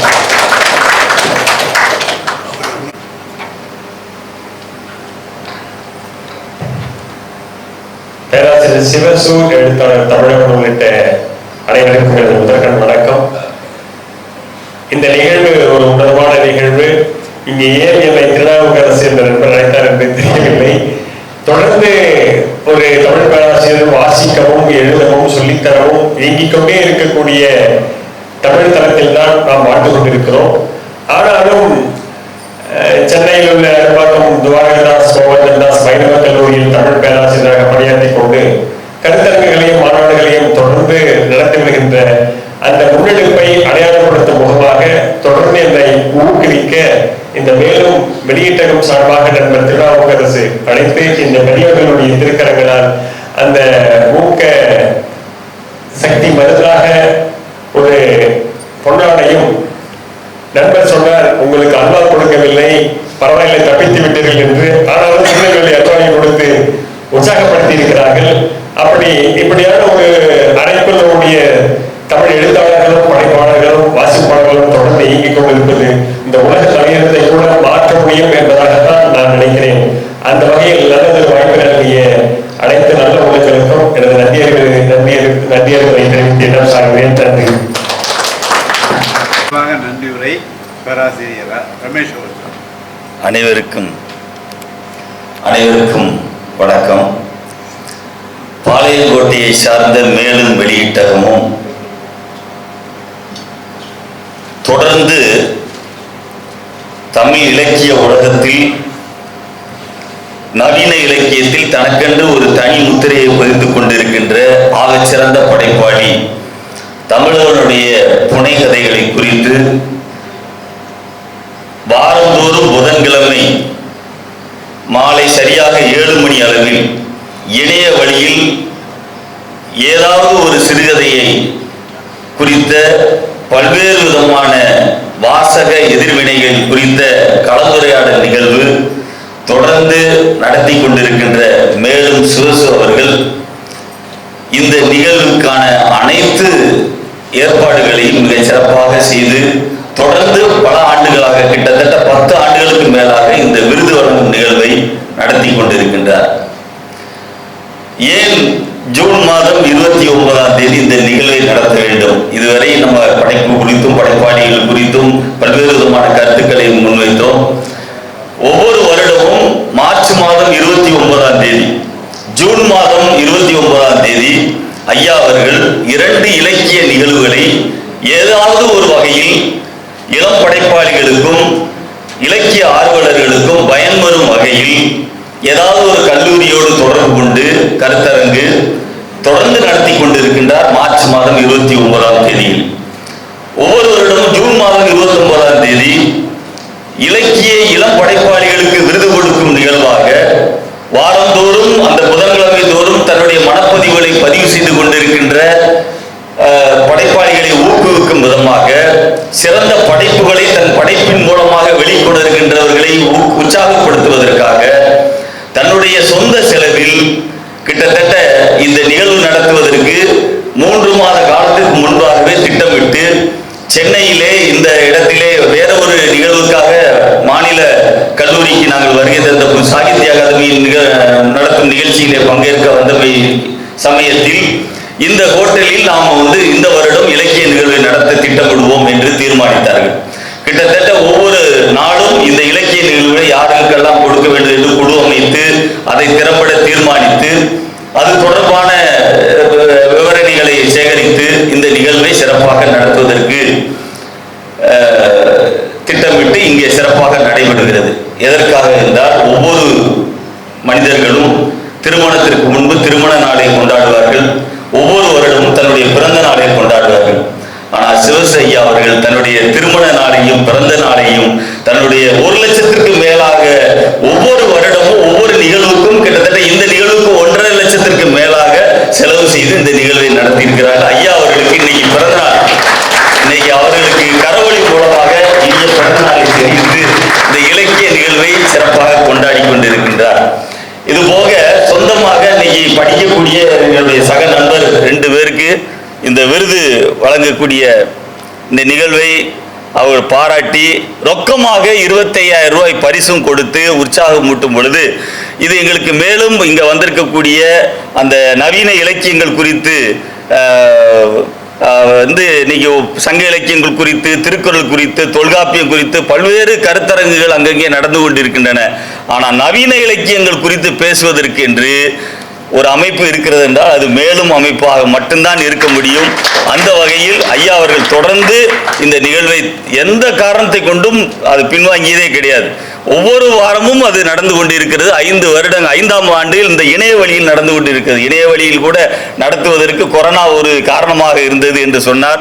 நாங்கள் சைவ சபையில் நடத்தும் பொழுது கூட குறிப்பிட்ட ஆள்கள் பாளையங்கோட்டை வட்டார பகுதியை சார்ந்த மக்கள் தான் வந்து வருகை தந்தார்கள். ஆனால் இணைய வழியில் நடத்தும் பொழுது பல நாடுகளில் இருந்தும் இந்த இணைப்பிலே இணைந்து இந்த தங்களுடைய மனப்பதிவுகளை பதிவு செய்வதற்கான ஒரு வாய்ப்பை இந்த கொரோனா என்ற பெருந்தொற்று உருவாக்கி இருக்கிறது என்று சொல்லி அந்த தடையையும் படிக்கல்லாக மாற்றி இந்த மேலும் வெளியீட்டகம் சிறப்பாக செயல்பட்டு கொண்டிருக்கிறது.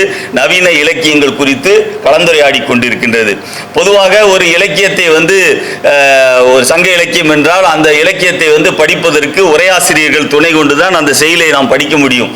ஆனால் நவீன இலக்கியத்திற்கு ஒரு உரையாசிரியர்களுடைய துணை கொண்டு படிக்க முடியும் என்றால் ஐயா தமிழவனுடைய சிறுகதை, அப்படி சிறுகதையைத்தான் நம்ம வந்து ஒவ்வொருவரும் அந்த திருக்குறளுக்கு 10 பேர் உரை எழுதியிருக்காங்கன்னு சொல்லுவாங்க இல்லையா, அது மாதிரி நவீன தமிழவன் ஐயா ஒரு சிறுகதையை கொடுத்து கிட்டத்தட்ட 25 பேர் அந்த கலந்துரையாடல் கலந்து கொண்டு 25 பேரும் வெவ்வேறு விதமான கருத்துக்களை முன்வைப்பார்கள். ஒரு சிறுகதைக்கு 25 வகையான கருத்துக்களை கொடுக்கக்கூடிய வாய்ப்பும் இந்த இணையவழி கருத்தரங்கு துணை புரிகின்றன. அந்த வகையில் இந்த கருத்தரங்கு மிக சிறப்பாக நடத்துவதற்கு காரணகர்த்தாவாக இருந்த மேலும் சிவச ஐயா அவர்களுக்கு மீண்டும் ஒரு முறை கரவொலி எழுப்பி இந்த நன்றியை தெரிவித்துக் கொண்டு இந்த நிகழ்வானது இங்கே நடத்துவதற்கு காரணமாக இருந்த திருநாவுக்கரசு சார் வந்து எல்லா ஏற்பாடுகளையும் மிக சிறப்பாக செய்திருந்தார். இந்த அரங்கம், உணவு, தேநீர் எல்லா ஏற்பாடுகளையும் அவர் வந்து தொலைபேசியிலே தொடர்பு கொண்டு அவர் தன்னால் ஆன பங்களிப்பை செய்து இந்த கருத்தரங்கு சிறப்பாக நடத்துவதற்கு காரணமாக இருந்தார். வரவேற்புரை நல்கிய தம்பி சண்முகத்துக்கும் காலை மாலை என 2 பிரிவுகளாக பிரித்து பல்வேறு பேராசிரியர் பெருமக்கள், இலக்கிய ஆர்வலர்கள் அனைவரும் தங்களுடைய மனப்பதிவுகளை பதிவு செய்தீர்கள். எல்லாருக்கும் இந்த நேரத்திலே நன்றியை தெரிவித்துக் கொண்டு நண்பர் இலக்கிய விருது பெற்ற சிவ சந்திரகுமார் அவர்களுக்கும் பேராசிரியர் முனைவர் அந்தோணிராஜ் அவர்களுக்கும் விருதுகளை வழங்கி ஒவ்வொரு சிறுகதை குறித்த அந்த மனப்பதிவுகளை பதிவு செய்தவர்களுடைய கேள்விகளுக்கு பதிலளித்த ஒரு படைப்பாளி தமிழவன் ஐயா அவர்களுக்கும் இங்கே சிறப்பான முறையிலே நீங்கள் கடைசி வரை ஒத்துழைப்பு கொடுத்து இந்த கருத்தரங்கு நடத்துவதற்கு காரணமாக இருந்த இலக்கிய ஆர்வலர்கள், நண்பர்கள் அனைவருக்கும் இந்த நேரத்திலே நன்றியை தெரிவித்துக் கொண்டு இந்த நிகழ்வை இனிதே நிறைவு செய்கின்றோம். இந்த ஒளிப்பதிவு செய்த பத்திரிகையாளர் நண்பர்கள், சுருதி டிவியுடைய நண்பர், இங்கே உணவு வழங்கிய நண்பர்கள், இந்த தேநீர் வழங்கிய நண்பர்கள் அனைவருக்கும், யாரும் விடுபட்டிருந்தால் அனைவரும் உங்கள் நன்றியை நீங்கள் ஏற்றுக்கொண்டு இந்த நிறைவு செய்கிறேன். நன்றி, வணக்கம். பங்கேற்ற மாணவ செல்வங்கள் அனைவருக்கும் இந்த பங்கேற்பு சான்றிதழ் இங்கே வந்து தயாராக இருக்கிறது. மாணவ செல்வங்கள் வந்து நீங்கள் முதலாவதாக இந்த பங்கேற்பு சான்றிதழை பெற்றுக்கொள்ளுங்கள். அது மீதம் இருந்தால் பேராசிரியர் பெருமக்கள் தேவைப்பட்டால் நீங்களும் பெற்றுக்கொள்ளலாம் என்று கேட்டு இந்த நிகழ்ச்சியை நிறைவு செய்கிறோம். நன்றி, வணக்கம்.